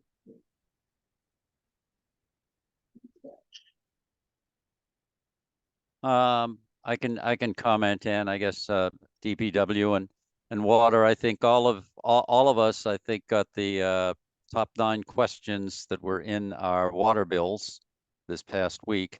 The frequently asked questions with regard to water in Manchester. And in fact, the website contains an additional 15 or 16 frequently asked questions that supplement that document. And Chuck has finalized his list for the pilot study of these new smart meters.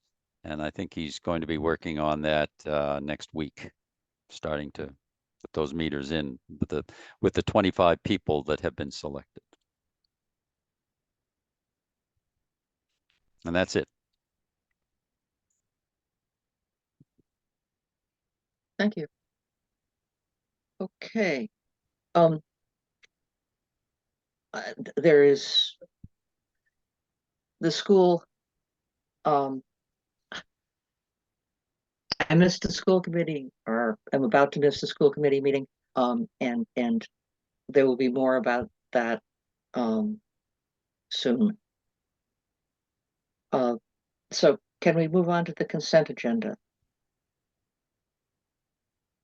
The first item is the approval of minutes from July 17th.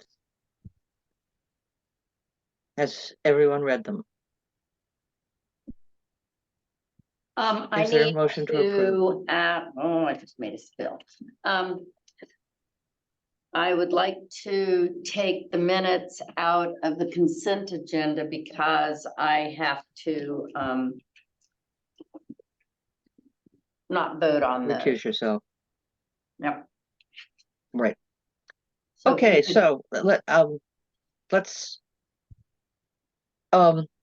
take the rest of it. The election officer appointments, the reappointment of the town accountant and town clerk, and the touch a truck. Is there any discussion on any of those three? Not Is there a me. motion to approve? Is there a motion to approve those three So items? moved. Second,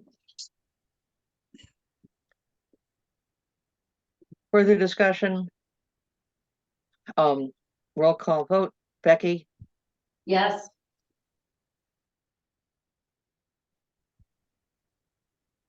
Brian, Yes.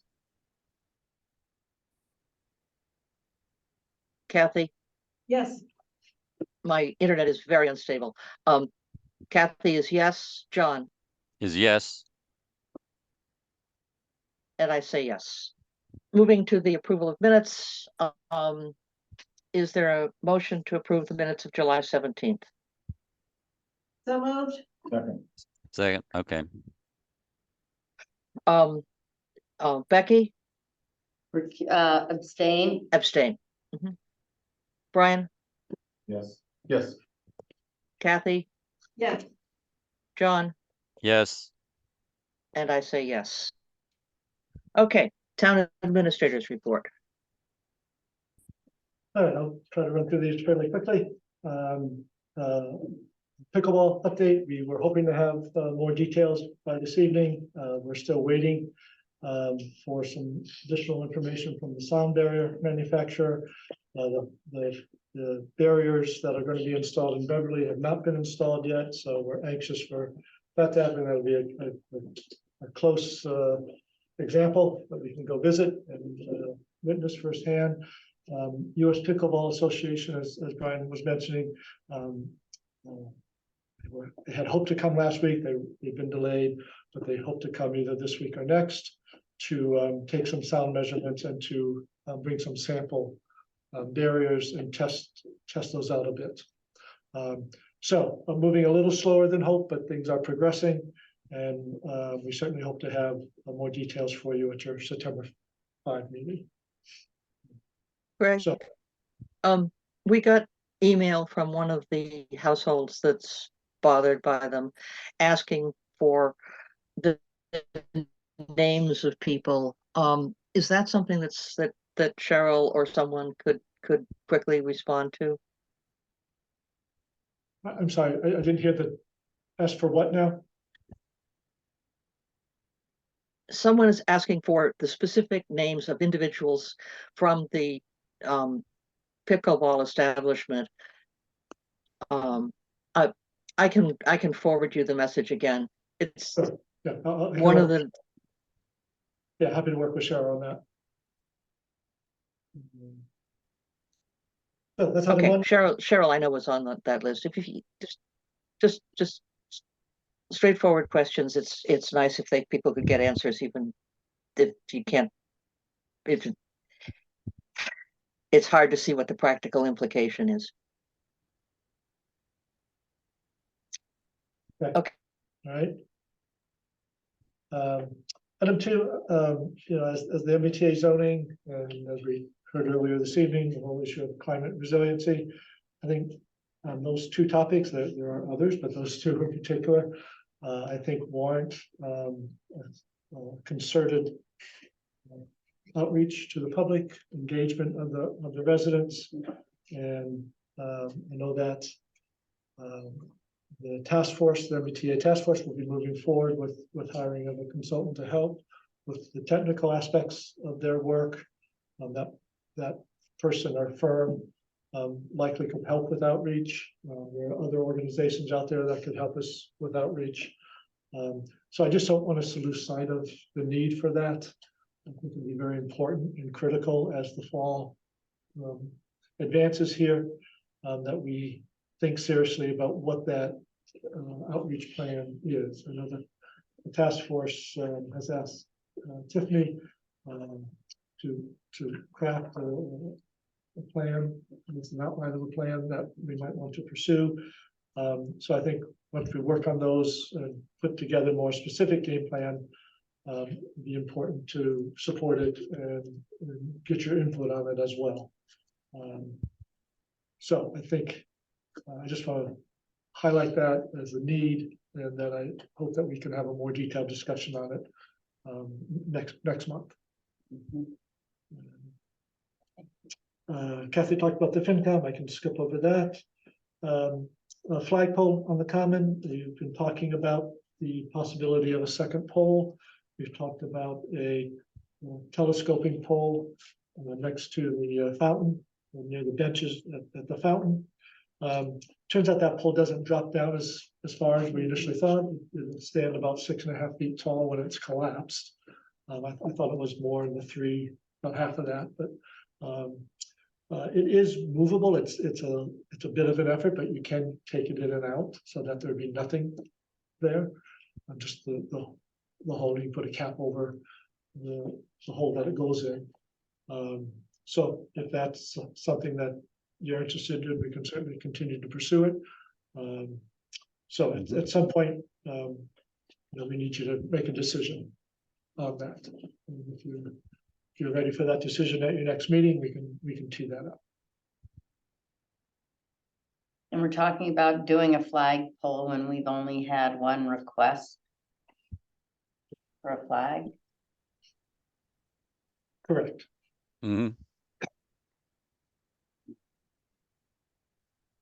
I think that's part of the discussion. Yeah, That's correct. Yep. So if you're ready, I'll put that on the agenda for next time, and we can have that discussion. Okay. all right. This meeting coming up, your next regular meeting will be the Tuesday, the day after Labor Day, so September 9. And then we have scheduled September 5.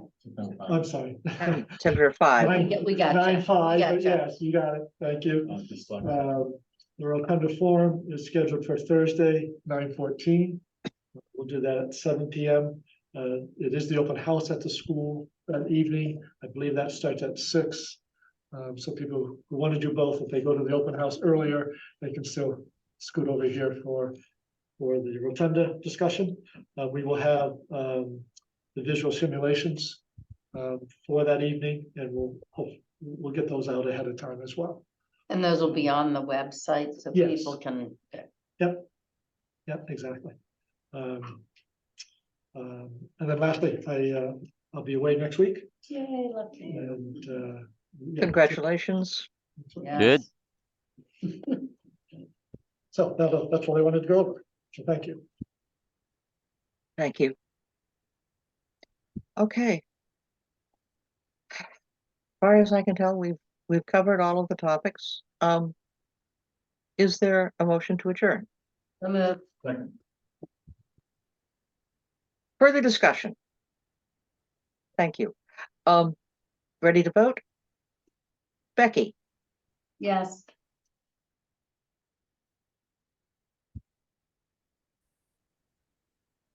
Brian, Yes. Brian, adjourn? Yeah. Sorry. Kathy, Yes. John, Yes. I say yes. Thank you all very much for putting up with me and my dog and my intermittent Winds and following um, seas, and internet. It went surprisingly smoothly. Oh, really?